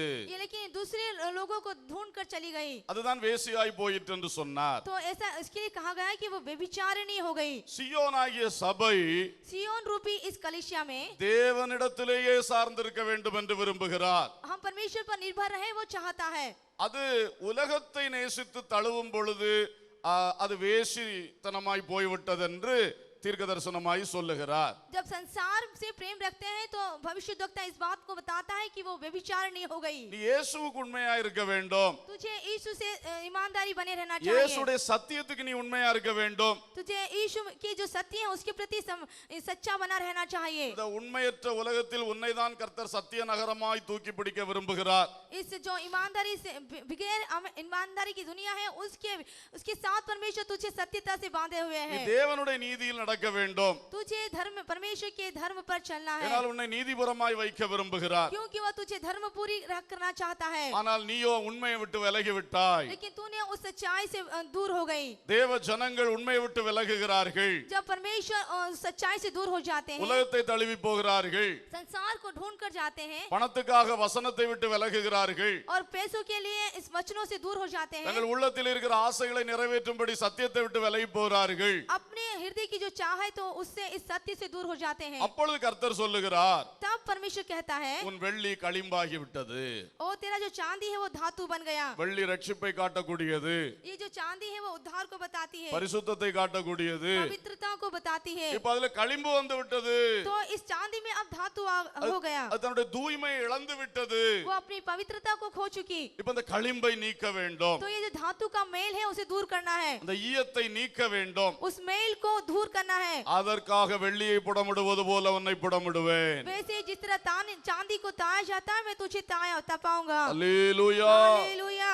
தேவ ஜனங்களின் தவறுகளை உணர்த்தி திருத்தும்படி புடமிடுகிறார். परमेश्वर के लोगों की गलतियों को उन्हें सुधारने के लिए उन्हें तपाया जाता है। முதலாவது பார்த்தோம், செழிப்பான இடத்தில் கொண்டு வரும்படி புடமிடுகிறார். पहला हमने देखा कि वो सुखदायी स्थान अर्थात हरियाली के क्षेत्र में लाना चाहता है। இரண்டாவது பார்க்கிறோம், நம்முடைய தவறுகளை உணர்த்தி நம்மை திருத்தும்படி புடமிடுகிறார். और दूसरा हमने देखा कि हमारी गलतियों से हमें सुधार कर हमें तपाता है। அல்லேலூயா. हालेलुया। ஏசாயா 48:10 சொல்லுகிறது, ऐसाया उसका 48वां अध्याय और 10वां वचन कहता है, இதோ உன்னை புடமிட்டேன், मैंने तुझे तपाया ஆனாலும் வெள்ளியை போல் அல்ல, लेकिन चांदी के समान नहीं। உபத்திரவத்தின் குகையிலே உன்னை தெரிந்து கொண்டேன். और मैंने दुख की भट्टी में तुझे परखा है। அப்போ வெள்ளியை போல் இல்லையா, நம்மளை உபத்திரவத்தின் குகைக்குள் விட்டு நம்மை திருத்துவாராம். तो चांदी के समान नहीं बल्कि दुख की भट्टी में वो हमें परखेगा। உன்னை நான் தெரிந்து கொண்டேன், तुझे मैंने चुन लिया है, உன்னை சுத்தப்படுத்தி என் கையில் எடுப்பேன், तुझे निर्मल करके अपने हाथों में लूंगा களிம்புகளை நீக்குவேன், और तेरे धातु के मेल को दूर करूंगा। உலக ஆசை இச்சைகளை உன்னை விட்டு நீக்க வேண்டும், संसार की आशा और इच्छाएं तुझसे दूर करूंगा கெட்ட பாவத்தின் தொடர்புகளை உன்னை விட்டு அகற்ற வேண்டும். और बुरे पापों के जो संबंध है तुझसे दूर होने पाए। நீ சர்ச்சில் வரும்பொழுது கர்த்தருடைய பிள்ளையாய் காணப்படுகிறாய், வெளியே போகும்பொழுது கர்த்தருடைய பிள்ளையாய் நீ வாழவில்லை. जब तू कलीसिया में आती है तो एक परमेश्वर की बेटी के समान है, लेकिन जब तू बाहर जाती है तू परमेश्वर की संतान के समान नहीं। அங்கே வாழ்க்கையில் இருக்கிற தவறுகளை எல்லாம் இப்பொழுது திருத்த வேண்டும். तेरे जीवन में आई हुई गलतियों को अब तुझे सुधारना है, நீ தெரிந்து கொள்ளப்பட்ட பாத்திரம், क्योंकि तू एक चुनी हुई एक बर्तन है। மனம் போல அழுக்குப்பட்டு போன நான் விட முடியாது. जैसी तेरी इच्छा है तू गंदा हो जाए मैं तुझे नहीं छोड़ सकता। கர்த்தர் புடமிட்டு நம்மை திருத்துகிறார். परमेश्वर हमें ताया करता है। அல்லேலூயா. हालेलुया। இன்னொரு வசனத்தை பார்க்கலாம். एक और वचन देखिए, எரேமியா தீர்க்க தரிசனம் यिर्मयाह भविष्यद्वक्ता 9ஆம் அதிகாரம் 3ஆம் வசனம். 9:3. 9वां अध्याय 3रा वचन। அவர்கள் பொய்யை பிரயோகிக்க தங்கள் நாவாகிய வில்லை வளைக்கிறார்கள். போதும். அவர்கள் பொய்யை பிரயோகிக்க தங்கள் நாவாகிய வில்லை வளைக்கிறார்கள். अपनी अपनी जीभ को वे धनुष के समान झूठ बोलने के लिए तैयार करते हैं। என்ன அழகா சொல்லி இருக்கிறார் பாருங்க. क्या ही सुंदर बातें यहाँ कही है। நம்முடைய நாவு பேசும்போது வளைந்து வளைந்து போகும், பார்த்திருக்கீங்களா? हमारी जो जीभ है जब हम बात करते हैं तो मुड़ जाती है। இந்த நாவு அந்த ப்ரொனன்சியேஷன் ஒவ்வொன்றை உச்சரிப்பதற்கு வளைந்து வளைந்து போகும். जो ये जीभ है हर एक उच्चारण के लिए वो जीभ है मुड़ जाती है। அதை கர்த்தர் ஒரு வில்லை வளைக்கிறதுக்கு ஒப்பா சொல்றார். यहाँ पर परमेश्वर कहता है कि वो एक धनुष के समान है। அந்த நாவை வளைத்து ஒரு வார்த்தையை விடுற, जब वो जीभ को मोड़कर एक बात कहता है, அது எப்படி இருக்கு? வில்லை வளைத்து அம்பை எய்வதற்கு ஒப்பா இருக்கிறது. वो कैसी बातें हैं? वे धनुष के समान निकली हुई वो बातें हैं. அது எப்படி உன் நாவாகிய வில்லை வளைத்து ஒரு பொய்யாகிய அம்பை பிரயோகிக்கிறாய்? तू उस जीव रूपी धनुष का उपयोग करके झूठे बातें बोलता है. நீ சத்தியத்துக்காக அல்ல பொல்லாப்புக்காக அதை செய்கிறாய். तो सत्य के लिए नहीं बल्कि दुष्टता के लिए वो कार्य करता है. अनेक பொய்கள். बहुत से झूठ. தேவ ஜனமே, பொய்கள். हे परमेश्वर के लोगों, झूठ. இந்த பொய் வந்தால் கர்த்தர் புடமிட்டே ஆக வேண்டும். यदि जीवन में झूठ आ गया तो निश्चित रूप से परमेश्वर आपको तपाएगा. உன்னுடைய பொய்கள், आपके झूठ. 8ஆம் வசனம் ஆரம்பம் பாருங்கள். அவர்கள் நாவு கூர்மையாக்கப்பட்ட அம்பு. और 8वें वचन में देखिए कि जीव काल के तीर के समान वेद वाली, அது கபடம் பேசுகிறது. और छल की बातें उसमें से निकलती है. அயலானோடு சமாதானமாய் பேசுகிறாய், तो दूसरों के साथ समाधान शांति से बात करता है, ஆனால் உன் உள்ளத்திலோ அவனுக்கு பதிவிடை வைக்கிறாய். पर मन ही मन एक दूसरे की घात में लगा है. என்ன பயங்கரமான மோசமான தன்மைகள். बहुत ही एक दुष्टता का स्वभाव. உன் வாய் ஒரு அம்புக்கும் ஆயுதத்துக்கும் ஒப்பாய் இருக்கிறது. तेरा जो मुंह है वो एक धनुष अर्थात एक हथियार के समान है. உன் நாவில் பொய்யை பேசுகிறாய். तू अपने मुंह से झूठ बोलता है. அநேகர் தங்களுக்கு தெரியாததை பேசுவார்கள். कुछ एक जो उन्हें नहीं मालूम वैसी बात करते हैं. இன்றைக்கு உலகத்துல பாருங்க, இந்த சோசியல் மீடியாஸ்ல பொய்கள் அப்படியே வலம் வருகிறது. इन दिनों हम देखते हैं जो सोशल मीडिया है वैसे इस तरह का जाल बिछाती है. செய்தியில ஒரு உண்மை இருக்காது. और जो समाचार होता है उसमें कोई सच्चाई नहीं. அத ஒருத்தன் பிரிண்ட் பண்ணி விட்டுருவான். एक जो है उसको छाप कर छोड़ देता है. உலகத்துல எத்தனையோ பேர் அதை அப்படியே ஃபார்வர்ட் பண்ணி உலகம் முழுசும் பரப்புவார்கள். कि संसार में कितने ही लोग उसको वैसा ही पीछा करके और उस पर विश्वास करते हैं. உனக்கே அது உண்மையா என்று தெரியாது. क्योंकि उसे जो सच्चाई है नहीं मालूम. நீ ஏன் கண்டதையும் பரப்பி கொண்டிருக்கிறாய்? क्यों तू जो देखता है उसको फैला रहा है? உனக்கு அது வேலையா? क्या तुझे वो काम है? நீ சத்தியத்தை சொல்லலாமே, சுவிசேஷத்தை சொல்லலாமே. तुझे सत्य की बातें कहना है, सुसमाचार कहना है. கண்ட கண்ட செய்திகளை யாரோ போடுகிறதை ஒரு ஆர்வ கோளாறு இன்றைக்கு அநேகருக்கு இருக்கிறது. जो भी मन चाहे जो समाचार आते हैं उसको फैलाना इस सबकी चाहत बन गई है. தனக்கு ஒரு செய்தி கிடைச்சா எல்லாருக்கும் கொடுக்கணும், எல்லாருக்கும் கொடுக்கணும். और मुझे एक समाचार मिल गया, मैं सबको फैलाऊंगा, सबको फैलाऊंगा. இயேசு கிறிஸ்துவின் நற்செய்தியை அப்படி கொடுங்கள். प्रभु यीशु मसीह की सुसमाचार को फैलाइए. உலகத்துல கண்ட செய்திகளை உண்மையா பொய்யா என்று தெரியாமல் பரப்பி கொண்டிருக்காதிருங்கள். जो संसार में फैल रहे समाचार वो सही या झूठ उसे आप ना फैलाएं. அது வாய் திறந்து பொய் பேசுகிறதுக்கு சமம் தானே. वो मुंह खोलकर झूठ बोलने की समान है. பொய்கள், झूठ அதுபோல கபடங்கள். वैसे ही छल. உள்ளே ஒன்றை வைத்து வெளியே இன்னொன்றை பேசுவது. हृदय के अंदर कुछ रहता है, बाहर कुछ और बोलना. உள்ளத்திலே பதிவிடை வைத்து கொண்டு வெளியே சமாதானமாய் பேசுவது. मन में घात करके दूसरों के साथ मेल की बातें करना. உள்ளே எரிச்சல், பொறாமை, வைராக்கியத்தை வைத்து கொண்டு வெளியே அன்பாய் பேசுவது. मन में जलन और क्रोध रख के दूसरों के साथ प्रेम से बात करना. கபடங்கள். छल. இப்படிப்பட்ட பல பேச்சுகள் இருக்கின்றன. इस तरह से बहुत ही बातें होती है. 4ஆம் வசனம். चौथा वचन, நீங்கள் அவனவன் தன் தன் சிநேகிதனுக்கு எச்சரிக்கையாயிருங்கள். अपने अपने सगी से चौकस रहो. எந்த சகோதரனை நம்பாதிருங்கள். अपने भाई पर भी भरोसा ना रखो, எந்த சகோதரனும் மோசம் பண்ணுகிறான். क्योंकि सब भाई निश्चित अड़ंगा मारेंगे எந்த சிநேகிதனும் தூற்றி திரிகிறான். और हर एक पड़ोसी लुतराई करते फिरेंगे. பொய், झूठ, கபடு, छल தூற்றுதல், और लुतराई करना, இதெல்லாம் இந்த நாவிலே இருக்கக்கூடிய களிம்புகள். यही सब नाम में जीभ में पाया जाने वाला धातु का मेल. தூற்றி திரிவார்கள். और लुतराई करना அது ஒரு பொல்லாத புத்தி பலருக்கு. यह बहुत ही दुष्ट ज्ञान है किसी का. அடுத்தவன் வாழ்க்கையில ஒரு குறைய கண்டா எல்லாரிடத்திலும் அதை தூற்றுவார்கள். यदि एक व्यक्ति के अंदर कोई बुराई देख ले तो सभी के जीवन में उसको फैला देते हैं. அடுத்த குடும்பத்தை பற்றி பேசிக்கொண்டே இருப்பார்கள்.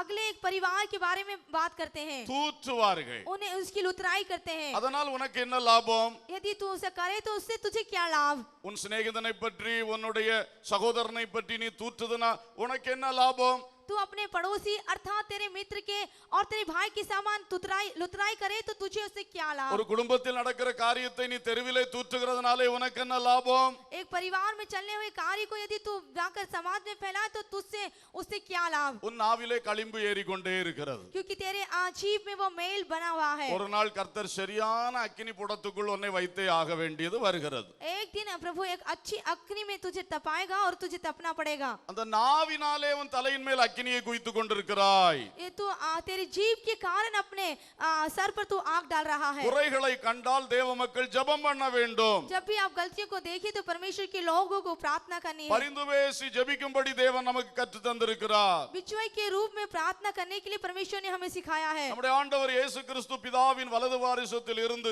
24 மணி நேரம் பரிந்து பேசி கொண்டிருக்கிறார். हमारे प्रभु यीशु मसीह अपने पिता परमेश्वर की दाहिनी ओर बैठे 24 घंटे हमारे लिए बिचवाई की प्रार्थना कर रहा है। சாத்தான் தான் தூற்றி திரிகிறவன், क्योंकि शैतान ही लुतराई करने वाला है, குறைகளை பெருசுபடுத்தி பேசிக் கொண்டு திரிகிறவன், छोटी सी बुराई को बड़ा करके फैलाने वाला। இன்றைக்கு अनेक விசுவாசிகளும் ஊழியர்களும் கூட இந்த தொழிலை செய்கிறார்கள். आज ये बहुत से विश्वासी और सेवक भी इस प्रकार का धंधा करते हैं। தேவனுடைய வார்த்தையை சொல்ல வேண்டிய தேவ ஊழியர்களுடைய நாவிலிருந்து இந்த மாதிரிப்பட்ட காரியங்கள் வருகின்றன. परमेश्वर के जो वचन कहने वाले परमेश्वर के लोग इस तरह से लुतराई करते हैं। அந்த நாவிலிருந்து வெளிப்பட வேண்டிய அபிஷேகம் இல்லாமல் போய்விடும். जो जीभ से अभिषेक प्रकट होता है वो जाता रहेगा। களிம்பு ஏறினால் மழுங்கின கத்தியாய் மாறி போகும். यदि यह मेल जीभ पर चढ़ जाए तो छुरी बेधार हो जाएगी। தேவ பிள்ளைகள் இதிலே ஜாக்கிரதையாய் இருக்க வேண்டும். इसलिए हे प्रभु की जनों आप सावधान हो जाएं। கண்டதையும் காணாததையும் சொல்லி தூற்றி திரியாதிருங்கள். जो आपने नहीं देखा और नहीं जानते उसे आप ना फैलाएं। உங்கள் தலைகளின் மேல் நீங்களே அக்கினியை குவிக்காதிருங்கள். आप अपने सर पर खुद ही आग ना डालें। கர்த்தர் திரும்ப திரும்ப புடமிடுவதற்கு ஒரு தேவையை வருத்தாதிருங்கள். परमेश्वर आपको बार बार तपाए, इस तरह की स्थिति आप ना लाएं। அப்போ இந்த நாவு சரியில்லாம போகும் பொழுது அடுத்தது ஒரு புடத்துக்குள்ளே கர்த்தர் அனுப்புகிறார். तो हमारी जीभ साफ ना होने के कारण फिर से प्रभु हमें तपाया करता है। நம்மை அவர் நேசிப்பது உண்மை என்றால், यदि वो हम पर प्रेम करता है, यह सच है। நம்முடைய நாவு தவறு செய்தால் यदि हमारी जीभ से कुछ गलत हो गया உடனே ஒரு உபத்திரவத்துக்குள்ள போட்டுருவார். तो तुरंत ही वो दूसरे दुख में हमें डाल देगा। அது நமக்கு நன்மைதான். वो हमें भलाई को लेकर आएगा। அப்படியே விட்டு விட்டார்னா அந்த நாவு அப்படியே பாவம் செய்து ஆத்துமாவை நரகத்துக்கு கொண்டு போய்விடும். यदि उसे वैसा ही छोड़ दिया जाए तो ये जीभ और भी ज्यादा पाप करके उस नरक में हमें धकेल देगी। அதனால் கர்த்தர் நேசிக்கிற பிள்ளைகள் ஏதாவது தேவையில்லாம பேசினா ஒட்டனா அவங்களுக்கு அடியை கொடுப்பார். इसलिए जो परमेश्वर के बच्चे जो जरूरत नहीं है ऐसी बात करने पर तुरंत ही उसे दंडित करता है। அது ஒரு புடம் என்பதை நாம் உடனே புரிந்து கொள்ள வேண்டும். वो आपको एक तपाया जाना है, आप तुरंत इस बात को समझ लीजिए। அந்த நாவின் தவறுகளை தேவனிடத்தில் அறிக்கை பண்ணி சரிபடுத்திக் கொள்ள வேண்டும். और जीभ में आने वाली इस गलतियों को आप परमेश्वर के पास जाकर सही कर लें। திரும்ப அடுத்த ஒரு சூழ்நிலை வந்தோன்னா பழையபடி நாவை கண்டபடி பயன்படுத்த தொடங்க கூடாது. दूसरी परिस्थिति पे आने पर फिर से इस जीभ का गलत प्रयोग नहीं करना चाहिए। நல்ல மாட்டுக்கு ஒரு சூடு போதும்னு நம்ம ஊர்ல சொல்லுவாங்க. ऐसा कहा जाता है कि समझदार को इशारा काफी है। ஒரு தடவை நம்ம புடமிடப்பட்டாச்சு, இனி திரும்ப திரும்ப நாவை தவறாய் பயன்படுத்தி திரும்ப திரும்ப புடத்துக்குள் போகக்கூடாது. यदि एक बार हमको अच्छी सीख मिल गई तो बार बार से हम उस स्थिति में नहीं जाना चाहिए। தேவ ஜனங்களுக்கு வருகிற अनेक உபத்திரவங்களுக்கு காரணம் அவருடைய நாவு தான். परमेश्वर के बच्चों के जीवन में आने वाली समस्या का पहला कारण है यह जीभ। இந்த நாவை ஒழுங்கா வைத்துக் கொண்டு இருக்க மாட்டார்கள். ये जीभ को आप सही बनाकर रखिए। கண்டபடி வளைத்து வளைத்து அம்புகளை ஏவுவார்கள். आप जैसी अपने मन की स्थिति है वैसी मोड़ मोड़ कर बातें ना करें। ஆண்டவர் எல்லாம் சேர்ந்து திரும்ப அடித்து விடுவார். परमेश्वर सब मिलाकर फिर से मारेगा, உன்னை திருத்தணுமே. क्योंकि आपको सुधारना है। அல்லேலூயா. हालेलूया। அவர் எதிர்பார்க்கிற இந்த நாவு சுவிசேஷம் சொல்ல வேண்டும். क्योंकि वो चाहता है कि ये जो जीव है वो सुसमाचार का प्रचार करें। இந்த நாவு ஜெபம் பண்ணி கொண்டிருக்க வேண்டும். ये जो जीव है वो प्रार्थना करें। இந்த நாவு நல்ல வார்த்தைகளை மக்களுக்கு சொல்ல வேண்டும். ये जो जीव है अच्छी बातें दूसरों को फैलाएं। என்னுடைய சத்தியத்தை இந்த நாவு விளம்ப வேண்டும். ये जो सत्य है उसको प्रचार करें। ஆனா இந்த நாவு அதை செய்யாம வேண்டாததெல்லாம் செய்து கொண்டிருக்கு. लेकिन ये जो जीव है जो नहीं करना चाहिए वो करती है। ஆகவே நேசிக்கிறவளை புடமிடுகிறார். इसलिए परमेश्वर जिससे प्रेम करता है उसे वो तपाता है। அல்லேலூயா. हालेलूया। செய்த தப்பை உணருங்கள். जो गलती की है उनको आप याद कीजिए திருந்துங்கள். और उससे फिर जाइए। அல்லேலூயா. हालेलूया। இந்த நாவு சுத்தமாக்கப்பட்ட வெள்ளியாய் மாறட்டும். ये जो जीव है वो शुद्ध की हुई एक चांदी के समान बन जाए। இந்த சுத்தமாக்கப்பட்ட வெள்ளி பாத்திரத்திலே கிறிஸ்துவின் சரீரமும் இரத்தமும் உள்ளே போகட்டும். ये जो शुद्ध किया हुआ चांदी रूपी जीवन है वो उसके अंदर प्रभु का रोटी और रस जाने पाए। இந்த அழுக்கு பாத்திரத்திலே விடாதிருங்க. அதை एक गंदे बर्तन में आप उसे ना डालें। அல்லேலூயா. हालेलूया। யூதாஸ் அழுக்கு பாத்திரத்திலே கிறிஸ்துவுடைய சரீரமாகிய அப்பத்தையும் ரசத்தையும் உள்ள எடுத்தான். यहूदा ने अपने गंदे शरीर में प्रभु यीशु मसीह का उस रोटी को और उस रस को लिया। அது உள்ள போய் பயங்கரமான வேலை செய்து விட்டது. और जब उसने पिया तो उसके जीवन में बहुत ही भयंकर काम कर दिया। அல்லேலூயா. हालेलूया। சில வேளை சோறத்தான் சாப்பிடுவோம், कुछ एक समय खाना खाते हैं, அதுவே சில சமயம் ஃபுட் பாய்சன் ஆயிட்டுன்னா என்ன பாடு. लेकिन कुछ एक समय में यदि फूड पॉइजन हो गया तो कितनी बड़ी दुख की बात। அதே மாதிரி தான் இதுவும். वैसे ही ये भी, தகுதியா சாப்பிட்டா ஆசீர்வாதத்தை கொண்டு வரும். यदि हमारे जीवन में योग्यता है तो हम आशीष को पाएंगे, தகுதி இல்லாம சும்மா லபக்குன்னு உள்ள விட்டா பயங்கரமான வேலை செஞ்சிரும் உள்ள போய். और यदि हमारे पास योग्यता नहीं है और हम खाएं तो ये हमारे लिए बहुत ही नुकसान को उत्पन्न करेगी। பைபிள் சொல்லுது இத தகுதி இல்லாம சாப்பிடுறதுனால अनेகர் பலவீனர்களா இருக்கிறார்கள். बाइबल कहती है कि जो अनजाने में इसको खाते हैं बहुत से निर्बलता हो अनेகர் जाते हैं, வியாதியா இருக்கிறார்கள். बहुत से लोग बीमार हैं, சிலர் நித்திரையும் कुछ அடைந்திருக்கிறார்கள். ऐसे हैं जो सो गए हैं। எப்படிப்பட்ட வேலை செய்து பாத்துங்க. देखिए कितना भयंकर काम करती है। இந்த நாவு சுத்த வெள்ளியாய் மாற तो ये வேண்டும். जो जीभ है वो शुद्ध चांदी रूप में बने। அல்லேலூயா. हालेलुया। இன்னைக்கு இந்த பிரசங்கத்தை நாம் கேட்கும் பொழுது आज इस संदेश को सुनते हुए ஆண்டவரே நீ அடுத்த ஆளுகளை பற்றி நான் பேச மாட்டேன். कहिए कि हे प्रभु मैं दूसरे व्यक्ति के बारे में बात नहीं करूंगा। யாரை பற்றி குறை கேட்டாலும் உங்கள்ட்ட வந்து ஜெபம் பண்ணுவேன். यदि किसी की बुराई मैंने सुन ली तो मैं आपके पास आकर प्रार्थना करूंगा। ஒரு நல்ல தீர்மானத்தை இன்னைக்கு எடுங்க. एक अच्छा निर्णय आज लीजिए। இன்னொரு ஜெபம் சொல்லி தாரேன். एक और प्रार्थना सिखाता हूँ। ஆண்டவரே ஒரு புடமிட்டு இதை திருத்தாம இப்பமே ஒன்னு திருத்திருங்கப்பா. हे पिता आप तपाए जाने से पहले आज ही मुझे तपा दीजिए। நானே என் நாவை உங்க கையில ஒப்பு கொடுக்கிறேன். मैं ही अपने जीव को तेरे हाथ में अर्पण करता हूँ। நீங்களே ஒன்னு திருத்திருங்க आप ஆண்டவரே. ही इसे सुधार दीजिए। நான் தீர்மானம் எடுத்துட்டேன் ஆண்டவரே. मैंने निर्णय ले लिया है प्रभु। இனி புடமிடாதீங்கப்பா. आप मुझे ना तपाइए प्रभु। அப்படின்னு ஜெபிக்கலாம்னு நினைக்கிறேன். इस तरह से प्रार्थना कीजिए, मैं सोचता हूँ। உங்களுக்கு வசதியா சொல்லித்தார். आप इसको आपकी सरलता के लिए। அல்லேலூயா. हालेलुया। ஏன்னா ஏகப்பட்ட ஆளுகளுக்கு நாவு சும்மா இருக்கிறது இல்ல. लेकिन बहुतों की ये जो जीभ है चुप नहीं रहती। இன்னைக்கு வாழ்க்கையில வர்ற अनेक பிரச்சனைக்கு நாவு தான் காரணமா இருக்கிறது. आज जो जीवन में आने वाली सारी समस्या का कारण है ये जीभ। இன்னைக்கு இந்த நாக்க மட்டும் பிடிச்சு சிலுவையில அடிச்சிட்டீங்கன்னா பெரிய வெற்றி உங்களுக்கு. यदि इस जीभ को लेकर आप क्रूस पर चढ़ा दिए तो आपको एक बड़ी विजय मिलेगी। அல்லேலூயா. हालेलुया।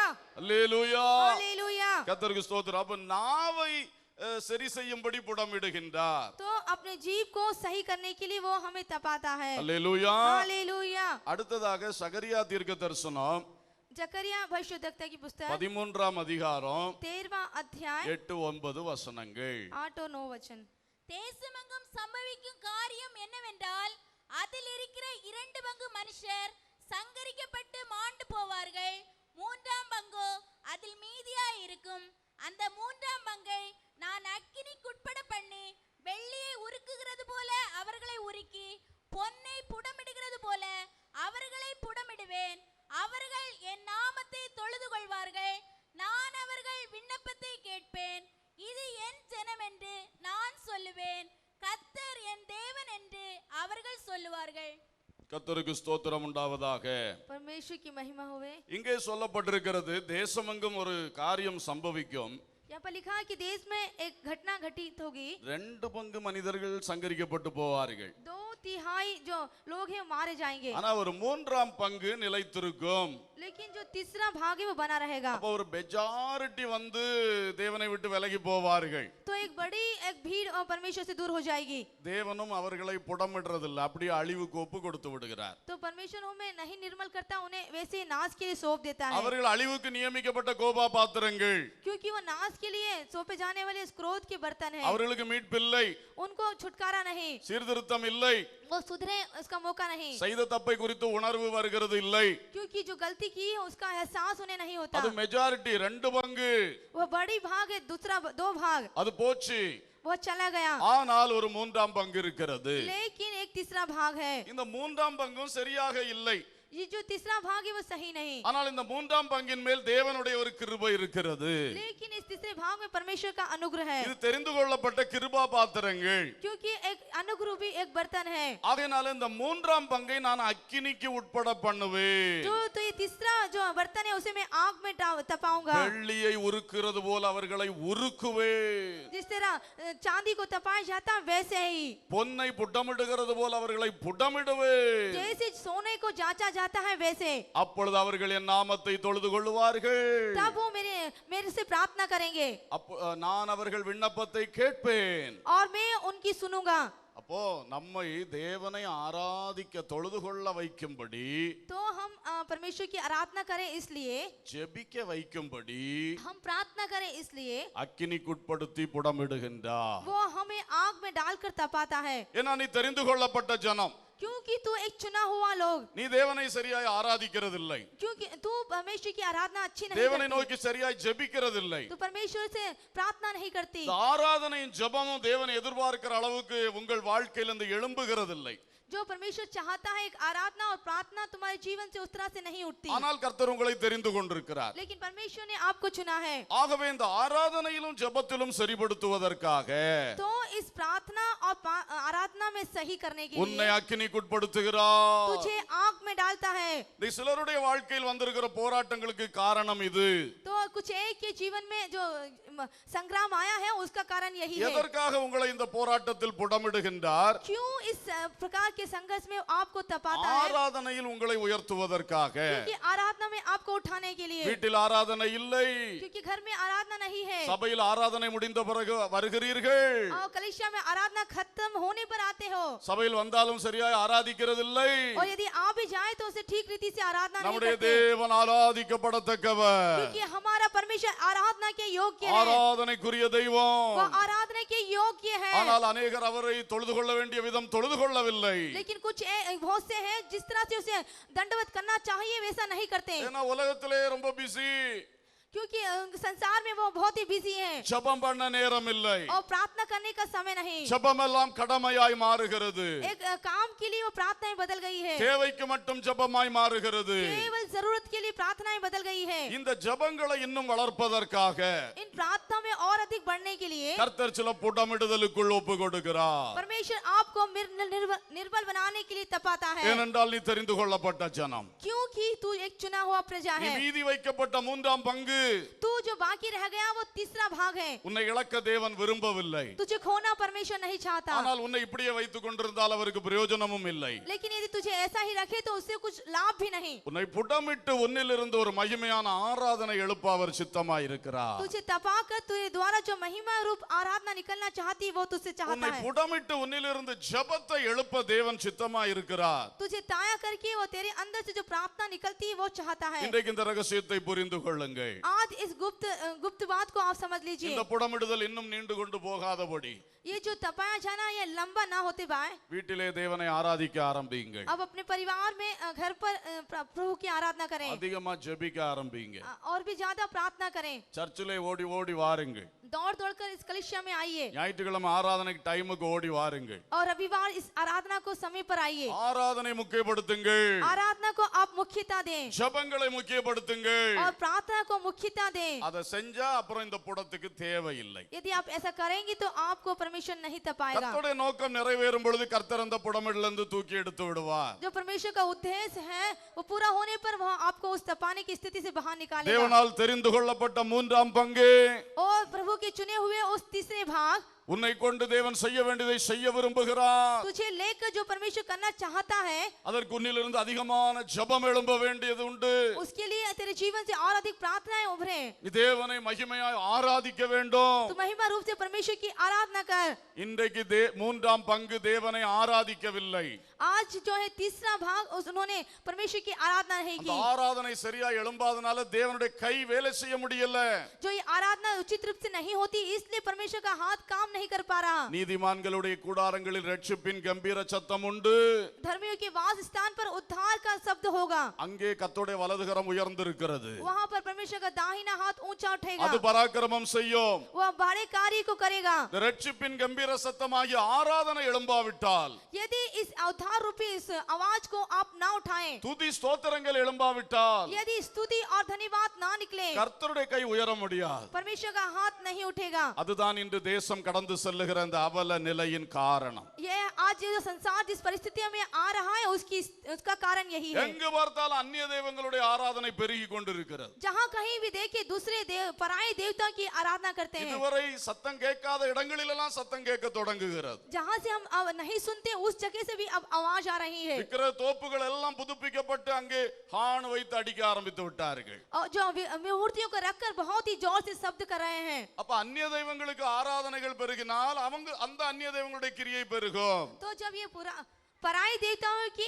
आराधना बढ़ेगी तो उससे बढ़ने वाली क्रिया भी बढ़ेगी। அதுதான் இன்றைக்கு இருக்கிற எல்லா பிரச்சனைக்கும் காரணம். वही है आज सारी समस्याओं का कारण। தேவ பிள்ளைகள் வைராக்கியம் எடுக்க வேண்டும்.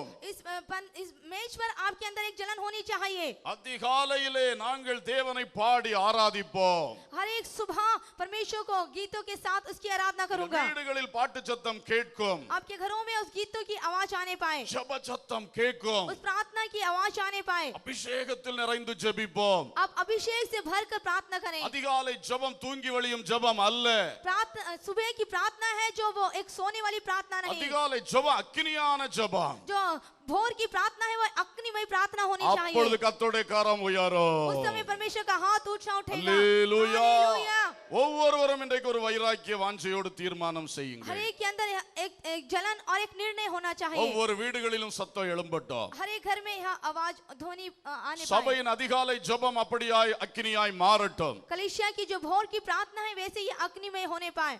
அத ஜெபம் நடத்துறவர்கள் அதை ஒரு வைராக்கியமா எடுக்கணும். जो प्रार्थनाएं चलाते हैं वो इस बात को बहुत ही जलन के साथ लें। அப்படிப்பட்ட சத்தம் எழும்பும் பொழுது கர்த்தருடைய கை எழும்பும். इस तरह से जब आवाज उठेगी तो परमेश्वर का दाहिना हाथ उठेगा। கர்த்தருடைய கரம் எழும்பினால் செங்கடல் இரண்டாக பிளக்கும். जब परमेश्वर का दाहिना हाथ उठेगा तो समुद्र दो भाग हो जाएगा। கன்மலை திறந்து தண்ணீர் வரும். चट्टान टूटेगी और पानी आएगा। எகிப்திய சேனைகள் முழுகி போகும். और जो मिस्र की सेना है वो डूब जाएगी। சகல அற்புதங்களும் நடக்கும். और सारे चमत्कार चलेंगे। பிரச்சனை எங்க இருக்கிறது? तो समस्या कहाँ है? ஆராதனையும் ஜெபமும் எழும்பவில்லை. क्योंकि आराधनाएं और प्रार्थनाएं नहीं उठ पाए। அதற்காகவே சிலரை புடமிட்டு கொண்டிருக்கிறார். इसलिए वो कुछ एक को तपा रहा है। உன்னிடத்தில் பாவம் இல்லை. आपके जीवन में पाप नहीं, நீ பாவத்தில் விழுந்து போகவில்லை. तू पाप में नहीं गिरा, ஆராதனையில் விழுந்து तू கிடக்கிறார். आराधना में गिरा पड़ा है। விழுந்து போன தாவீதின் கூடாரத்தை திரும்ப எடுப்பிக்க விரும்புகிறார். और वो दाऊद की सहरापना जो टूटी हुई है फिर से उसको उठाना चाहता है। ஜெபத்திலே தளர்ந்து போய் கிடக்கிறாய். प्रार्थना में आप गिरे हैं அதிலே மறுபடி எழுப்ப और விரும்புகிறார். फिर से आपको उठाना चाहता है। அதுக்கு தான் இந்த புடம். उसके लिए वो इस तरह இன்றைக்கு का புரிந்து கொள்ளுங்கள். आज समझ जाइए। செபிக்க ஆரம்பியுங்கள். आप प्रार्थना करना प्रारंभ அதிகமா कीजिए। வாய் திறந்து ஸ்தோத்திரம் பண்ண ஆரம்பியுங்கள். ज्यादातर मुंह खोलकर स्तुति करें। குடும்ப ஜெபம் அக்கினியாய் மாறட்டும். आपकी पारिवारिक प्रार्थना एक अग्निमय हो जाने पाए। அல்லேலூயா. हालेलुया। ஆகவே தேவ ஜனத்தை, தெரிந்து கொள்ளப்பட்ட ஜனத்தை இந்த அனுபவத்தில் வளர்த்துவதற்காகவே கர்த்தர் புடமிடுகிறார். इसलिए प्रभु के चुने हुए लोग इस तरह से तपाव जाकर वो इस अच्छे अनुभव में आना चाहते। அல்லேலூயா. हालेलुया। அடுத்ததாக யோபு 23:10. अय्यूब उसका 23वां अध्याय और 10वां யோபு சொல்லுகிறார், ஆனாலும் நான் போகும் வழியை அவர் அறிவார். यो भी कहता है परंतु वह जानता है कि मैं कैसी चाल चलता हूँ। அவர் என்னை சோதித்த பின் நான் பொன்னாக விளங்குவேன். और जब वो मुझे जांच लेगा तो मैं सोने के समान खरा निकलूंगा। அல்லேலூயா. हालेलुया। இப்போ ஏற்கனவே யோபு என்ன மோசமாகவா இருந்தார்? क्या यीशु बहुत दुष्ट व्यक्ति था? अय्यूब बहुत दुष्ट व्यक्ति था। அவர் ஒரு விலையேறப்பெற்ற பாத்திரமா தான் இருந்தார். वह एक बहुमूल्य बर्तन था। அதுக்கு ஒரு சாட்சி, उसकी एक गवाही, பரலோகத்திலே ஒரு சம்பாஷணை நடக்கிறது. स्वर्ग में एक बातचीत चल रही है। சாத்தானும் தேவனும் பேசிக் கொள்ளுகிறார்கள். शैतान और परमेश्वर बात कर रहे हैं। சாத்தானை பார்த்து தேவன் கேட்கிறார், எங்கே இருந்து வருகிறாய்? जो शैतान को देखकर परमेश्वर कहता है कि तू कहाँ से आता है? உலகமெல்லாம் சுற்றி அதிலிருந்து வருகிறேன். वो कहता है कि पृथ्वी में से घूमकर डोल डोल आ रहा हूँ। உடனே அடுத்து தேவன் கேட்கிறார், और अगली बात परमेश्वर कहता है, தாசனாகிய யோபின் மேல் கவனம் வைத்தாயோ? क्या तूने मेरे भक्त अय्यूब को देखा है? அன்னைக்கு உலகத்துல எத்தனை பேர் வாழ்ந்திருப்பாங்க? उन दिनों संसार में कितने लोग जीवन जी रहे थे? இப்ப பாருங்க, நான் மதுரையில இருந்து வரேன் அப்படின்னு ஒருத்தர் சொன்னா, देखिए यदि मैं जो हूँ मदुरई से आ रहा हूँ, किसी ने कहा நமக்கு மதுரையில முக்கியமானவங்க தான், இவங்கள உங்களுக்கு தெரியுமா, பார்த்திருக்கீங்களா அப்படின்னு கேட்போம். आप एक मुख्य व्यक्ति हैं, आपको उसने देखा है क्या, ऐसा कहेंगे। இப்ப அவன் சொன்னா முழு உலகத்தை சுத்தி வரேங்கிறான். वो कहता है कि नहीं मैं पूरे संसार को घूमते फिरते आ रहा हूँ। உடனே அவர் வாயிலிருந்து வர்றது, யோபுவை பாத்தியா?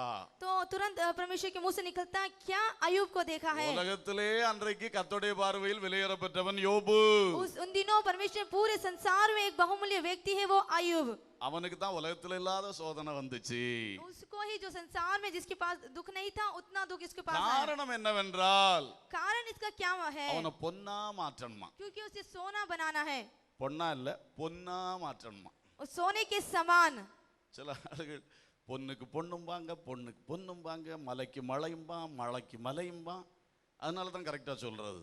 कुछ एक जो अर्थ को सही नहीं बताने के कारण वो ऐसा होते हैं। அப்போ பாருங்கள், பொன்னாக மாற்றுறதுக்காக, तो देखिए सोने के समान बनाने के लिए, அல்லேலூயா, हालेलुया।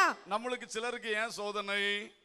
क्यों हमारे जीवन में वो जांच होती है? நீங்க சிலருக்கு சோதனை வந்துச்சுன்னா, यदि किसी के जीवन में यह जांच आ गई, நல்லா யோசித்து பாப்பீங்க, அப்படி ஒரு பாதகம் நான் செய்யலையே, தப்பு செய்யலையே, பாவம் செய்யலையே என்று துருவி துருவி பார்த்தாலும் உங்களுக்கு ஒரு பாவம் தென்படாது.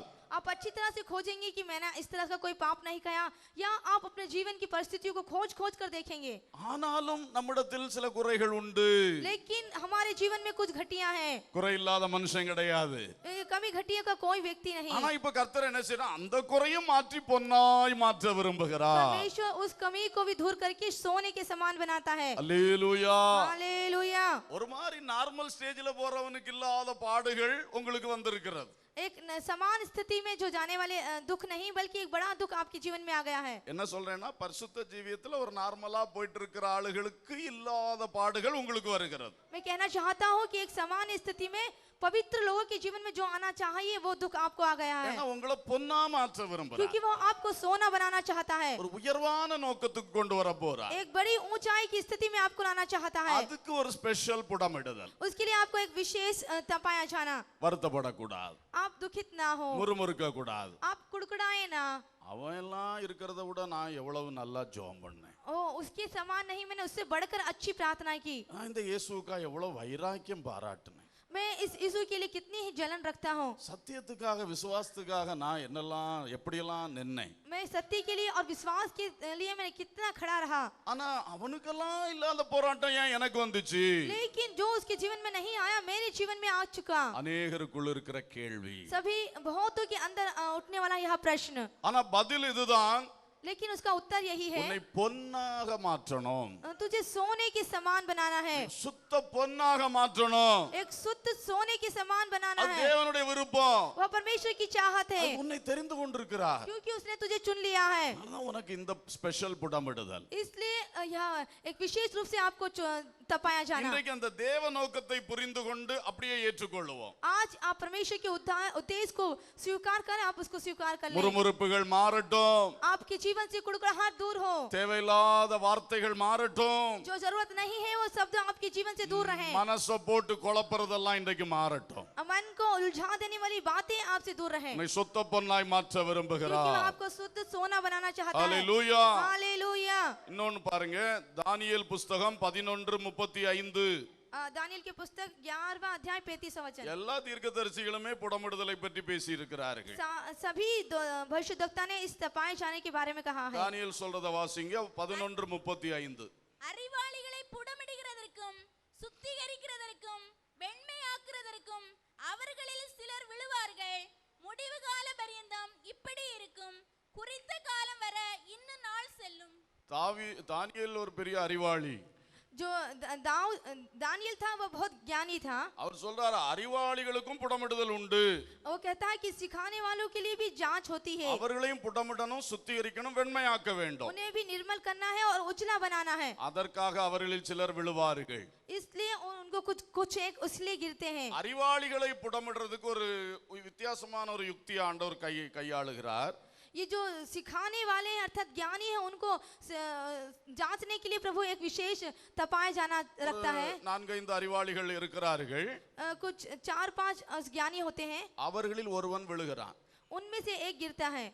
அவன் விழுந்த உடனே वो गिरते तुरंत மற்ற அறிவாளிகளுக்கு பயங்கர உணர்வு வருகிறது. दूसरे जो ज्ञानी हैं अर्थात सिखाने वाले, उनके अंदर एक एहसास जागता है, ஐயோ எங்களோடு இருந்தவன் விழுந்து போனானே, ओ मेरे साथ रहने वाला गिर गया है, நாம எவ்வளவு கவனமா இருக்கணும். तो हमें कितना ध्यान से रहना चाहिए। இவங்க ஏற்கனவே அறிவாளிகள், ये लोग पहले से ही एक समझदार हैं, அதனால அவங்க அடுத்தவனுக்கு சம்பவிக்கிற காரியத்தை பார்த்து தங்களில் உணர்வடைந்து तो கொள்ளுகிறார்கள். ये लोग दूसरे की घटना में जो जीवन में घटना है उनसे यह एहसास जागता है। ஒருவன் விழுகிறதுனால் இன்னும் சிலர் புடமிட்டு அந்த சிந்தையினால் புடமிடப்பட்டு பரிசுத்தம் அடைகிறார்கள். यदि एक व्यक्ति गिर जाता है तो उसके कारण जो देखकर उनको विचार करके एक तपाया जाता है। அப்போ இன்னொரு பக்கத்துல இதை பேசினால், यदि मैं एक और बात कहूं तो, ஒரு மனிதனுக்கு வீழ்ச்சி வந்தால் यदि एक मनुष्य के जीवन में विनाश आए நீ பரிகசிக்காதே, तू उसका ठड्डा ना कर, கண்டபடி பேசாத, जैसा मन चाहता है वैसे ना நீ बातें कर। அறிவாளியாயிரு, तू एक सिखाने वाला समझदार बना அதிலிருந்து நீ रहे, பாடம் கற்றுக்கொள். उसमें से तू एक बात को सीख जा, அவனுக்கு இன்னைக்கு வந்தது உனக்கு நாளைக்கு வந்துடக்கூடாது. क्योंकि जो उसे जो आज आया है तेरे जीवन में कल ना आने पाए। அடுத்தவன் விழுந்த உடனே வாயில வந்தபடி பேசுகிறார்கள். वो जो अगला गिरता है तो जैसे मुंह में आता है वैसे बात करते हैं, தங்களுக்கு வந்த உடனே இருட்டு கொண்டு ஓட்டை அடைக்க முயற்சிப்பார்கள். जैसे आपके जीवन में आ गया तो आप अंधेरे में डूब जाते हैं। ஆனால் நாமோ அறிவாளிகளாய் மாற வேண்டும். लेकिन हमें उन सिखाने वालों के समान होना चाहिए। எங்கே ஒரு வீழ்ச்சி வந்தாலும் அதிலே நாம் பாடம் கற்றுக்கொள்ள வேண்டும். यदि किसी के जीवन में कुछ हार आ गई तो उससे हम कुछ बातों को सीख लें। இது கர்த்தர் அறிவாளிகளை புடமிடும் வழி. यही है सिखाने वालों को जांच करने का मार्ग। அல்லேலூயா. हालेलुया। அறிவாளிகளாய் இருப்போமாக. आप सभी उस ज्ञानी के रूप में बने रहें। கடைசியாக अंतिम रूप बात, மல்கியா 3:3. मलाकी 3 और उसका 3 वचन। அவர் உட்கார்ந்து வெள்ளியை புடமிட்டு சுத்திகரித்துக் கொண்டிருப்பார். அவர் லேவியின் புத்திரரை சுத்திகரித்து அவர்கள் கர்த்தருடையவர்களாய் இருக்கும்படிக்கும் நீதியாய் காணிக்கையை செலுத்தும்படிக்கும் அவர்களை பொன்னை போலவும் வெள்ளியை போலவும் புடமிடுவார். இப்பொழுது அவர் உட்கார்ந்து ஒரு கூட்டத்தை புடமிடுவார். तो यहाँ पर देखिए कि वो बैठकर एक समूह को साफ करेगा। அது லேவியின் புத்திரர், वो है लेवी, தேவ ஊழியக்காரர்கள். परमेश्वर के सेवक। ஊழியக்காரர்களை எப்படி புடமிடுவாராம்? तो वो सेवकों को कैसे तपाएगा? உட்கார்ந்து புடமிடுவாராம். वो बैठकर उनको साफ करेगा। எப்படி பாருங்க, देखिए किस तरह से பழைய காலத்துல அண்டி சுடுவாங்க. पुराने समय में उस बादाम को काजू को बनाया जाता था। பாட்டி காலை நீட்டி போட்டு அடுப்பங்கரையில உட்கார்ந்து அண்டியை போட்டு கரெக்ட் பக்குவத்துல சுட்டெடுப்பார்கள். उस चूल्हे में उसको डालकर उसको अच्छी स्थिति में पकाया जाना, உட்கார்ந்து சுடுவார்கள். बैठकर उसको पकाते थे। அப்படி ஊழியக்காரர்ல சுடுவாராம். वैसे सेवकों को तपाएगा, உட்கார்ந்து बैठकर பொறுமையா. खाली समय पर, இவனை சரிப்படுத்தணுமே, क्योंकि इसे सीधा करना है, இவனை வல்லமையா மாற்றணுமே, इसे सामर्थ्य रूप से बनाना है, இவன் வார்த்தை சரியா வெளியே வரணுமே, इसकी जो बातें हैं वो साफ आने पाए, இவன் சுபாவத்தை திருத்தணுமே. इसका जो व्यवहार है वो सुधरने पाए। ஏன்னா ஒரு ஊழியக்காரன் அவருக்கு ரொம்ப பிரயோஜனமானவன். क्योंकि जो सेवक है उसके लिए बहुत ही लाभदायक है। அவனை சரியா புடமிட்டு அவரை சரியா எடுத்துட்டாருன்னா அவருடைய ராஜ்யத்துக்கு ரொம்ப பிரயோஜனம் உண்டாகும். यदि उसको सही रूप से तपाया जाकर निर्मल किया जाए तो वो उसके राज्य के लिए एक लाभदायक व्यक्ति होगा। அதனால உட்கார்ந்து புடமிடுவாராம். इसलिए वो बैठकर उसे साफ करेगा। அல்லேலூயா. हालेलुया। ஊழியக்காரர்களுக்கு சந்தோஷம் தானே இது? Praise the Lord. ஸ்தோத்திரம். உட்கார்ந்து புடமிடுகிறார். वो बैठकर उन्हें तपाता है। பயப்பட வேண்டாம், आप भयभीत ना हो, அவர் கரெக்டா புடமிடுவார். वो सही रूप से उसको तपाएगा। அதனால தான் உட்கார்ந்து புடமிடுகிறார். इसलिए वो बैठ जाता है। எங்க வேக வைக்கணுமோ அங்க தான் வேக வைப்பார். जहाँ उसे पकाना है वहीं पकाएगा, எதை சுட்டரிக்கணுமோ அதை தான் சுட்டரிப்பார். जिसे जलाना है उसे ही जलाएगा, பக்குவமா எடுத்துருவார். एक सही स्थिति में आपको निकालेगा। பயப்பட வேண்டாம். आप ना डरें। அல்லேலூயா. हालेलुया। இன்னொரு பக்கம் உட்கார்ந்து புடமிடுவார்னு சொன்னா एक और समय में जब वो बैठकर इसको तपाएगा तो அதுக்குன்னே உட்கார்ந்துருவார் ஐயா. उसके लिए वो बैठेगा। அப்ப ரொம்ப நமக்கு பாடுகளின் பாதை தான். वो हमारे लिए कष्ट का मार्ग है, ஆனால் ஒவ்வொரு பாடுகள் வழியாய் பக்குவப்படுத்தி கொண்டே இருக்கிறார். लेकिन हर एक कष्टों के द्वारा वो हमें मजबूत बनाता जा रहा है। லேவியின் புத்திரரை சுத்திகரித்து वो लेवियों को शुद्ध करेगा, அவர்கள் கர்த்தர் உடையவர்களாய் இருக்கும்படி. वो लोग यहोवा के होने के लिए, ஊழியம் செய்ய வைக்கிறதுக்காக கூட புடமிட வேண்டியது இல்லையா? सेवा करने के लिए नहीं, ஊழியக்காரன் ஊழியம் செஞ்சுட்டே தான் இருப்பான். क्योंकि जो सेवक है वो सेवा करेगा, ஆனா அந்த ஊழியக்காரனை கர்த்தர் உடையவனாய் மாற்றணுமே. क्योंकि ये जो सेवक है उन्हें यहोवा की भेंट के लिए चढ़ाना है। அவன் தன்மனம் போல ஊழியம் செய்து போக கூடாது. उसे अपनी इच्छा अनुसार सेवा नहीं करना ஊழியம் चाहिए। செய்தேன் ஆனால் கர்த்தருக்காக என்ன செய்தாய்? तूने सेवा की, लेकिन परमेश्वर के लिए क्या किया? அல்லேலூயா. हालेलुया। கர்த்தருடையவனாய் மாற்றும்படி உட்கார்ந்து புடமிடுகிறார். तू परमेश्वर के होने के लिए वो तुझे तपाता है। அப்ப நமக்கு வரக்கூடிய எல்லா உபத்திரவத்திலும் நினைக்கணும் நம்மளை கர்த்தருடையவனாய் மாற்ற பிரயாசப்படுகிறார். तो हमारे जीवन में जितने भी कष्ट आते हैं उनमें हम समझ लें कि हमें वो अपने लिए बनाना चाहता है। ஆகவே தேவ ஊழியர்கள் எந்த பிரச்சனை வந்தாலும் நான் எந்த இடத்துல கர்த்தருடையவனாய் இல்லை என்பதை பார்த்து சரி செய்ய வேண்டும். हे प्रभु के दासों, आप जब अपने जीवन में कहाँ सही नहीं है और प्रभु का तपाया जाना आप सुधार लें। அடுத்து சொல்றார், அவர்கள் நீதியாய் காணிக்கை செலுத்தும்படி அவர்களை பொன்னை போலவும் வெள்ளியை போலவும் புடமிடுவார். और दूसरा अगला कहता है कि सोने और रूपे के समान निर्मल करने के लिए यहोवा भेंट धर्म से चढ़ाएगा. சில இடத்துல வெள்ளியை போலன்றாரு, சில இடத்துல பொன்னை போலன்றாரு. किसी स्थान में उसने सोने को कहा है, किसी में चांदी को कहा है. ஊழியக்காரனை பார்த்து சொல்ல உன்னை ரெண்ட போலையும் புடமிடுவேங்கிறார். लेकिन जब वो सेवक को देखकर कहा था कि तुझे दोनों के समान निर्मल करूंगा, எல்லா விதத்திலும் உன்னை புடமிடுவேன், पूरी तरह से मैं तुझे निर्मल करूंगा. நீ என்னுடையவனா இருக்க வேண்டும், तू मेरा होना चाहिए, நீ நீதியாய் காணிக்கை செலுத்த வேண்டும். क्योंकि तू धर्म से भेंट चढ़ानी चाहिए. அல்லேலூயா. हालेलुया. இது எதை காட்டுகிறது? यह किसे बताती है? தேவ மக்கள் கொண்டு வருகிற ஆடு காணிக்கை எல்லாம் இந்த ஊழியக்காரன் லேவியன் தானே அங்கே பலியை செலுத்தி ஆண்டவர் காணிக்கை செலுத்துகிறான். जो प्रभु के लोग भेड़ को लेकर आते हैं, उसको ये जो परमेश्वर का दास है लेवी यही चढ़ाता है. அந்த பலியாகிய காணிக்கைகளை இவன் நீதியாய் செலுத்த வேண்டும். तो ये जो बलिदान रूपी वो दान है, भेंट है, उसे धर्म के साथ चढ़ानी चाहिए. அப்பொழுது ஜனங்களுக்கு ஆசீர்வாதமாக மாறும். तो यह लोगों के लिए आशीष का कारण होगी. மனம் போல செஞ்சிராத. तू अपनी इच्छा अनुसार ना कर. அதுக்கு நான் ஒழுங்குகளையும் சட்டங்களையும் சொல்லி இருக்கிறேன். उसके लिए कुछ नियम है और कुछ रूल्स हैं. உன்னுடைய சுத்திகரிப்பை பற்றி சொல்லி இருக்கிறேன். तेरे जीवन की शुद्धता के विषय में मैंने அந்த कहा. ஆட்டை பலி செலுத்தும் முறையை பற்றி சொல்லி இருக்கிறேன். एक भेड़ को किस तरह से शुद्ध करना चाहिए उसकी विधि को कहा. கரெக்டாய் செய்தால் அந்த மனுஷனுக்கு ஆசீர்வாதம். यदि सही रूप से करा तो उस व्यक्ति को आशीष. அப்ப தேவன் தன்னுடைய ஜனத்தை ஆசீர்வதிக்க விரும்புகிறார். तो परमेश्वर अपने लोगों को आशीष देना चाहता है. அதற்காக தேவ ஊழியர்கள் செய்ய வேண்டியதை சரியாய் செய்வதற்கு அவர்களை புடமிடுகிறார். तो इसलिए जो परमेश्वर की दास को करना है उन्हें वो निर्मल करता है. அல்லேலூயா. हालेलुया. இந்த காலத்திலே நாம் பார்க்கும் பொழுது इन समयों में जब हम देखते हैं, உங்களுக்காக நாங்கள் செலுத்தும் காணிக்கைகள், आपके लिए जब जो हम भेंट चढ़ाते हैं, உங்களுக்காக பரிந்து பேசி ஜெபிக்கிறது, आपके लिए हम बिचौलिए के रूप में प्रार्थना करते हैं, உங்களுக்காக தேவ சமூகத்தில் மன்றாடுவது, आपके लिए हम परमेश्वर की उपस्थिति में विनती करते हैं. அல்லேலூயா. हालेलुया. அது மட்டுமல்ல, यही काफी नहीं, நீங்கள் கொடுக்கிற எழுத்தின்படியான காணிக்கைகளை आप जो दान देते हैं वो लिखित रूप से அதற்குரிய முறையிலே தேவனுக்கு பிரியமாய் செலவிடுவது, उसकी जो विधि है और परमेश्वर की भाता हुआ उसे खर्च करना, இவைகளினால் தேவ ஆசீர்வாதம் தேவ ஜனத்துக்கு வரும். इसके द्वारा परमेश्वर का आशीष परमेश्वर के लोगों पर आएगी. லேவியர்கள் கர்த்தருடையவளா இருக்க வேண்டும். जो ये लेवी है वो परमेश्वर के होना चाहिए. லேவியர்கள் தேவன் வைத்த நீதியின்படியாய் காணிக்கை செலுத்த जो வேண்டும். ये लेवी है, जो परमेश्वर ने जो धर्म रखा है उसके अनुसार भेंट चढ़ानी चाहिए. ஜனங்களுக்காய் தேவனுக்கு முன்பாய் செய்ய வேண்டியவைகளை நீதியாய் செய்ய வேண்டும். लोगों के सामने जो परमेश्वर के कारण करना चाहिए वो करना चाहिए. ஊழியத்தின் பணங்கள் பொருள்கள் விஷயத்தில் உண்மையாய் இருக்க வேண்டும். जो सेवा में प्रभु का धन है और वस्तुएं हैं उसको धर्म के रूप से यूज होना चाहिए. இதற்காக தேவ ஊழியர்களை தேவன் புடமிடுகிறார். इसलिए वो परमेश्वर के दासों को तपाता है. எல்லாரையும் புடமிடுகின்றார். वो सभी को निर्मल करता है. ஒன்றை புரிந்து கொள்ளுங்கள், एक बात जान लीजिए, நம்முடைய தேவன் பட்சிக்கிற அக்கினியாய் இருக்கிறார். हमारा जो परमेश्वर है भस्म कर देने वाली आग है. எபிரேயர் 12:29 சொல்லுகிறது. इब्रानियों और उसका 12वां अध्याय 29वां वचन நம்முடைய कहता है, கர்த்தர் பட்சிக்கிற அக்கினி, हमारा जो यहोवा है वो भस्म कर देने वाली आग है. கன்சியூமிங் ஃபயர், அப்படியே விழுங்குகிற அழிக்கிற ஒரு அக்கினி. वो निगल जाने वाली भस्म कर देने वाली आग. ஆனால் அவர் சத்துருக்களை தான் பட்சிப்பார். लेकिन वो दुष्ट उसके शत्रु को ही नाश करेगा. அவர் நம்மை புடமிட மட்டுமே செய்வார். वह हमें केवल तपाएगा अर्थात निर्मल करेगा. கர்த்தர் அக்கினியாய் இறங்கும் பொழுது जब परमेश्वर आग के रूप से गिरने पर அந்த அக்கினியினால சத்துரு பட்சிக்கப்பட்டு போவான். उस आग के द्वारा शत्रु जल जाएगा. ஆனால் தேவ பிள்ளையோ लेकिन परमेश्वर के लोग ஒன்லி புடமிடப்படுதல், केवल वो तपाए जाएंगे, निर्मल किए जाएंगे. அழிக்க மாட்டார். वो नाश नहीं करेगा. முட்செடி அக்கினியினால் பற்றி எரிகிறது, और जो वो झाड़ियां थी वो आग के द्वारा जल रही थी, ஆனால் வெந்து போகவில்லை. लेकिन वो भस्म नहीं हुई. அளந்து செய்வார்.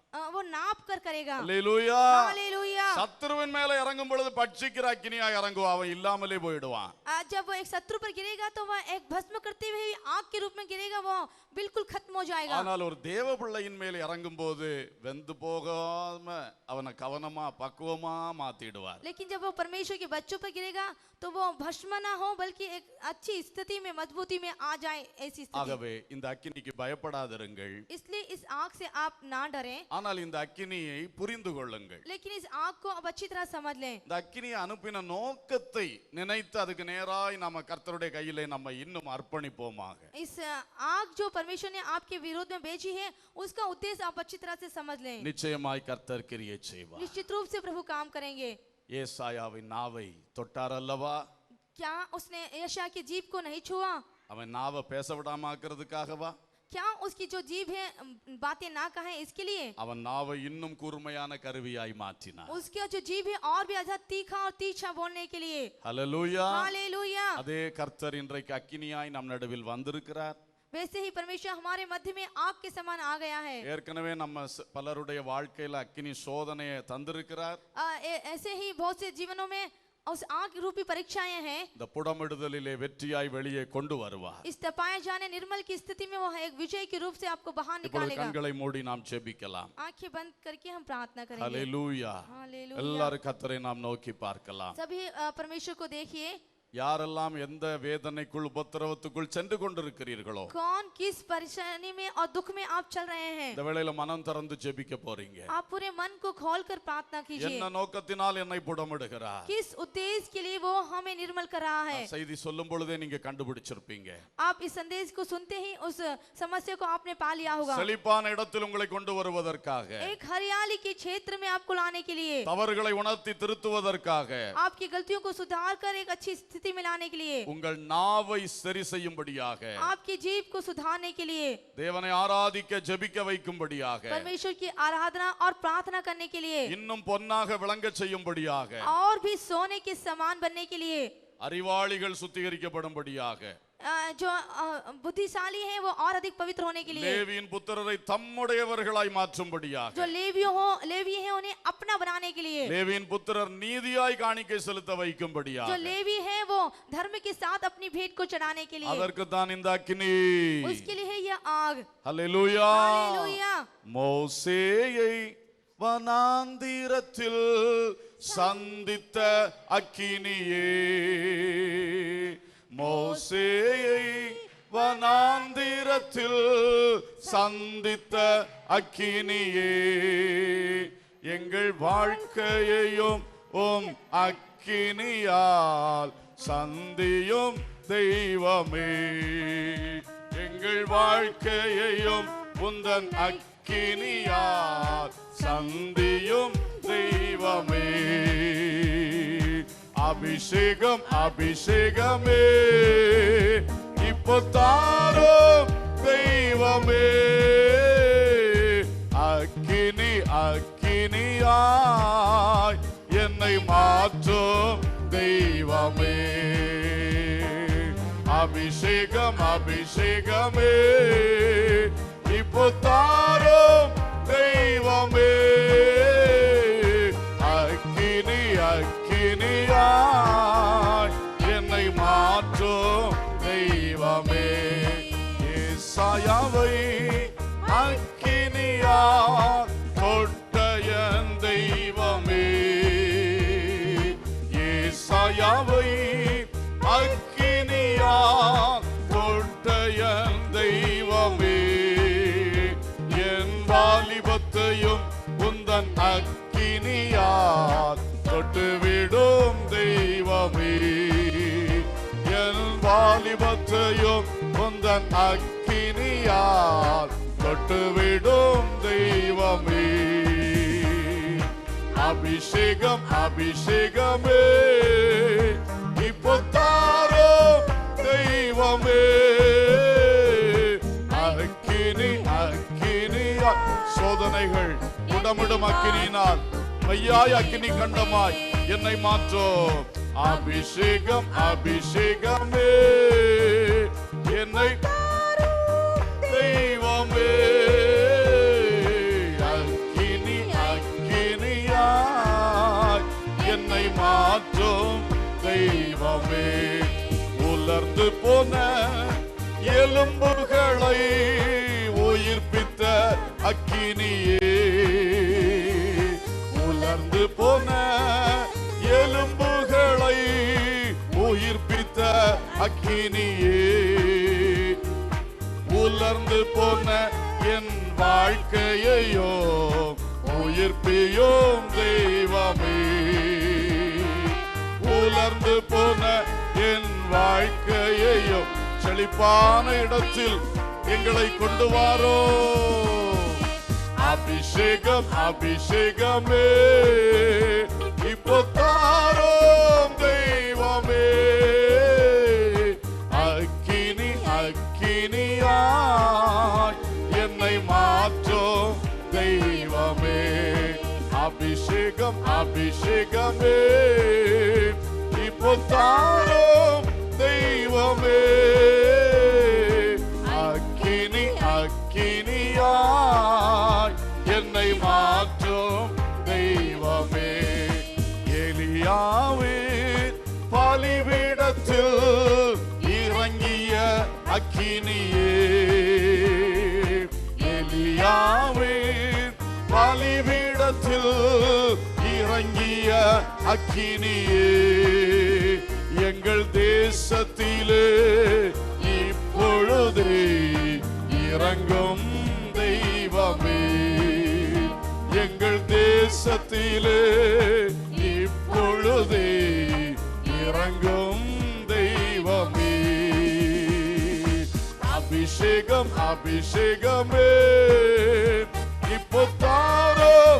சோதனைகளை ஜெயித்து வல்லமையான பாத்திரமாய் எழும்புகிற ஒரு புதிய அபிஷேகத்தை தேவ ஜனத்தின் மேல் இப்பொழுது தாரும் ஐயா.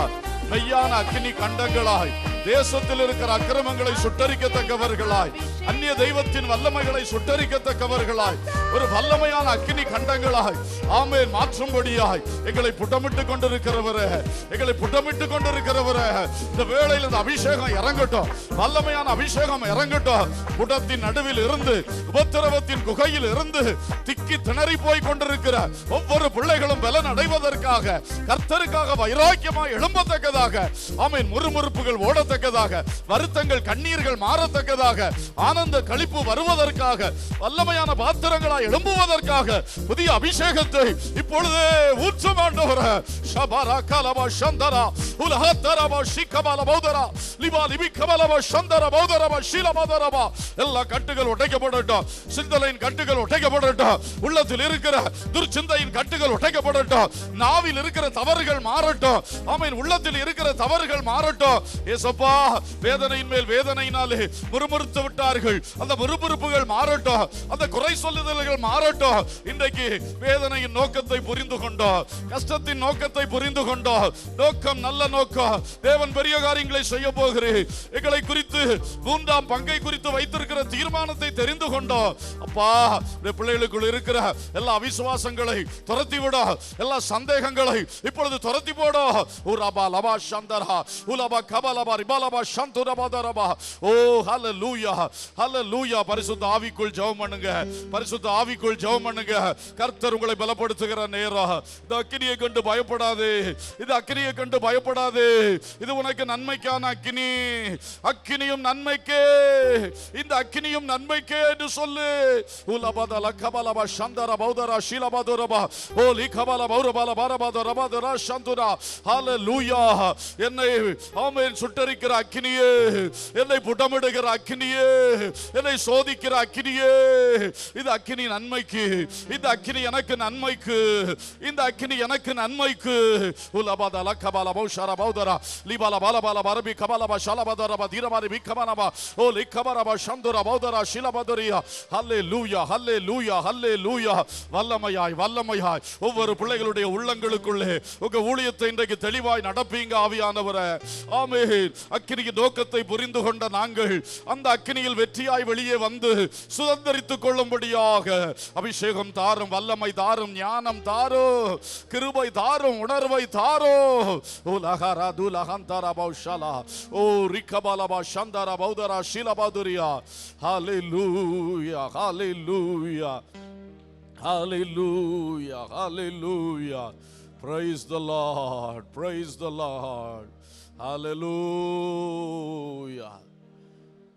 hallelujah hallelujah. Oh rabashakara dunadara shandala. Thank you Jesus. அமைதியாய் ஒரு நிமிடம் கர்த்தரை நோக்கி பார்த்து, நான் இன்று கடந்து வருகிற இந்த வேதனையின் பாதை, நெருக்கத்தின் பாதை, நான் சற்றும் விரும்பாத வெறுக்கிற இந்த பாதை, என்னை புடமிடும் அக்கினி. இதற்கு அந்த பக்கம் செழிப்பான மேடு காத்திருக்கிறது, பரிசுத்த வாழ்வு காத்திருக்கிறது, கர்த்தருடையவன் என்ற சாட்சி எனக்கு காத்திருக்கிறது, இவன் நீதியாய் செய்தான் என்ற சாட்சி எனக்கு காத்திருக்கிறது, அறிவாளி என்கிற சாட்சி எனக்கு காத்திருக்கிறது, இவனுடைய நாவு சுத்த வெள்ளி என்கிற சாட்சி எனக்கு காத்திருக்கிறது, இவன் ஆராதனை, இவன் ஜெபம் மேன்மை உள்ளது, இதனால் சாத்தான் கோட்டைகள் உடைந்தது என்கிற சாட்சி எனக்கு காத்திருக்கிறது. ஹல்லேலூயா. இன்னும் சுத்த பொன்னாய் மாறுவேன். ஹல்லேலூயா. பொன்னை போல புடமிட்டாலும் பொன்னாக விளங்குவேன் என்றென்றுமே. பொன்னை போல புடமிட்டாலும் பொன்னாக விளங்குவேன் என்றென்றுமே. திராணிக்குமே சோதித்திடா, சோதித்தால் பலனளிப்பா. திராணிக்குமே சோதித்திடா பலனளிப்பா. தேவ சித்தம் நிறைவேற என்னையும் ஒப்படைக்கிறேன். தேவ சத்தம் என்னுள்ளம் பலமாக தோணிக்குதே. தேவ சித்தம், கைகளை விரித்து சொல்லுவோம். என்னையும் ஒப்படைக்கிறேன். தேவ சத்தம் என்னுள்ளம் பலமாக தோணிக்குதே. பொன்னை போல புடமிட்டாலும் பொன்னாக விளங்குவேன் என்றென்றுமே. பொன்னை போல புடமிட்டாலும் பொன்னாக விளங்குவேன் என்றென்றுமே. திராணிக்குமே சோதித்திடா தாங்கிட பலனளிப்பா. திராணிக்குமே சோதித்திடா தாங்கிட பலனளிப்பா. கரங்களை விரித்து தேவ சித்தம் நிறைவேற என்னையும் ஒப்படைக்கிறேன். தேவ சத்தம் என்னுள்ளம் பலமாக தோணிக்குதே. தேவ சித்தம் நிறைவேற என்னையும் ஒப்படைக்கிறேன். தேவ சத்தம் பலமாக தோணிக்குதே. உங்கள் உள்ளத்தில் ஒரு தேவ சத்தம் பலமாய் தோணிக்கட்டும். இந்த அக்கினி உனக்கு நன்மைக்கே, இந்த அக்கினி உனக்கு நன்மைக்கே. இந்த சத்தம் எப்பொழுதும் பலமாய் தோணிக்கட்டும். ஹல்லேலூயா. நல்ல பிதாவே, ஜீவனுள்ள தேவனே, பட்சிக்கிற அக்கினியானவரே, அக்கினிமயமா எங்களிடத்தில் இடைபடக்கூடிய தெய்வமே, பரிசுத்த பாதங்களில் வந்திருக்கிறோம். நாங்கள் அக்கினியினாலே பல வேளை புட்டமிடப்படுகிறோம். சில வேளை அக்கினியினாலே எங்களை சோதித்து அறிகின்றீர், அக்கினியினாலே எங்களை மகிமைப்படுத்துகிறீர் என்றெல்லாம் வேதத்திலே நாங்கள் படிக்கின்றோம். அந்த புடமிடும் அக்கினி எதற்காக என்று சொல்லுகிறதை நாங்கள் இன்றைக்கு தியானித்து கொண்டிருந்தோம். நிச்சயமாய் எங்கள் மேல் வரக்கூடிய அக்கினிகள் ஒருபொழுதும் எங்களை அழித்து சுட்டரிப்பதற்காக உள்ளது அல்ல, எங்களை புடமிட்டு சுத்திகரிப்பதற்காக உள்ளது. சத்துருக்களை அது சுட்டரிக்கும், எங்களையோ அது சுத்திகரிக்கும். இந்த மகிமையான அக்கினிக்காக ஸ்தோத்திரம். அந்த அக்கினியை பெற்று அதன் ஊடாய் புடமிடப்படுதலில் கடந்து செல்லுகிற ஒவ்வொருவருக்கும் இன்றைக்கு ஒரு தைரியத்தை தருகிறதற்காய் ஸ்தோத்திரம். விசுவாசத்தை எதிர்பார்ப்பையும் தருகிறதற்காய் ஸ்தோத்திரம். இந்த முறுமுறுப்பையும் மனவேதனையும் ஆண்டவரே அந்த வெறுப்பு நிறைந்த ஒரு அனுபவத்தை மாற்றி கர்த்தர் மேல் ஒரு புதிய நம்பிக்கை, ஒரு எதிர்பார்ப்பு, ஒரு சந்தோஷம் தருகிறதற்காய் ஸ்தோத்திரம். எல்லாருக்கும் அப்படியே செய்தருளும். இந்த அக்கினியிலிருந்து அன்றைக்கு சாத்ராக் மேஷாக் ஆபேத்நேகோ வெளியே வந்தது போல வெற்றியாய் வெளியே வருவதற்கு, யோபு வெற்றியாய் வெளியே வந்தது போல ஒவ்வொரு தேவ பிள்ளைகள் ஆமீன் புடமிடுதல்லே வெற்றியாய் வெளியே வந்தது போல எங்களையும் நீர் அப்படியே செய்யும்படி ஜெபிக்கின்றோம். ஆசீர்வதியும். இன்றைக்கு எங்கள் மத்தியில் கொண்டு வந்த எல்லா தேவ பிள்ளைகளுக்காய் ஸ்தோத்திரம். குறிப்பாய் துபாயிலே தேவனுடைய ஊழியத்தை செய்கிற தம்முடைய தாசனுக்காய் ஸ்தோத்திரம். அவருடைய குடும்பத்திற்காய் ஸ்தோத்திரம் அப்பா. உடைய மகனை கொண்டு அங்கே செய்கிற கிரியைகளுக்காய் நன்றி சொல்லுகிறோம். தொடர்ந்து ஆசீர்வதியும், பலப்படுத்தும் ஆண்டவரே. ஆமீன். மகிமையான கிரியைகளை நீர் செய்வீராக, ஆசீர்வதிப்பீராக. குடும்பமாய் ஒன்றாயிருந்து ஊழியம் செய்ய வாசல் திறந்து தரும்படி ஜெபிக்கிறோம். மற்றும் அந்த வட இந்திய ஊழியங்களுக்காக ஜெபித்தோம். நிச்சயமாய் நல்ல செய்திகளை கேள்விப்பட, போராட்டங்கள் எல்லாம் மாறி போக, கர்த்தருடைய ஊழியம் மகிமையாய் வளர உதவி செய்யுங்க. இப்பொழுதும் உமது பந்தி ஆராதனைக்காய் எங்களை ஆயத்தம் செய்கிறோம். கர்த்தர் எங்கள் மேல் அசைவாடும் பெரிய காரியங்களை செய்யும். உமது நாமத்தை மகிமைப்படுத்தும். துதி கனம் மகிமை உமக்கே செலுத்துகின்றோம். இயேசுவின் நாமத்தில் கேட்கிறோம் ஜீவனுள்ள பிதாவே. ஆமென்.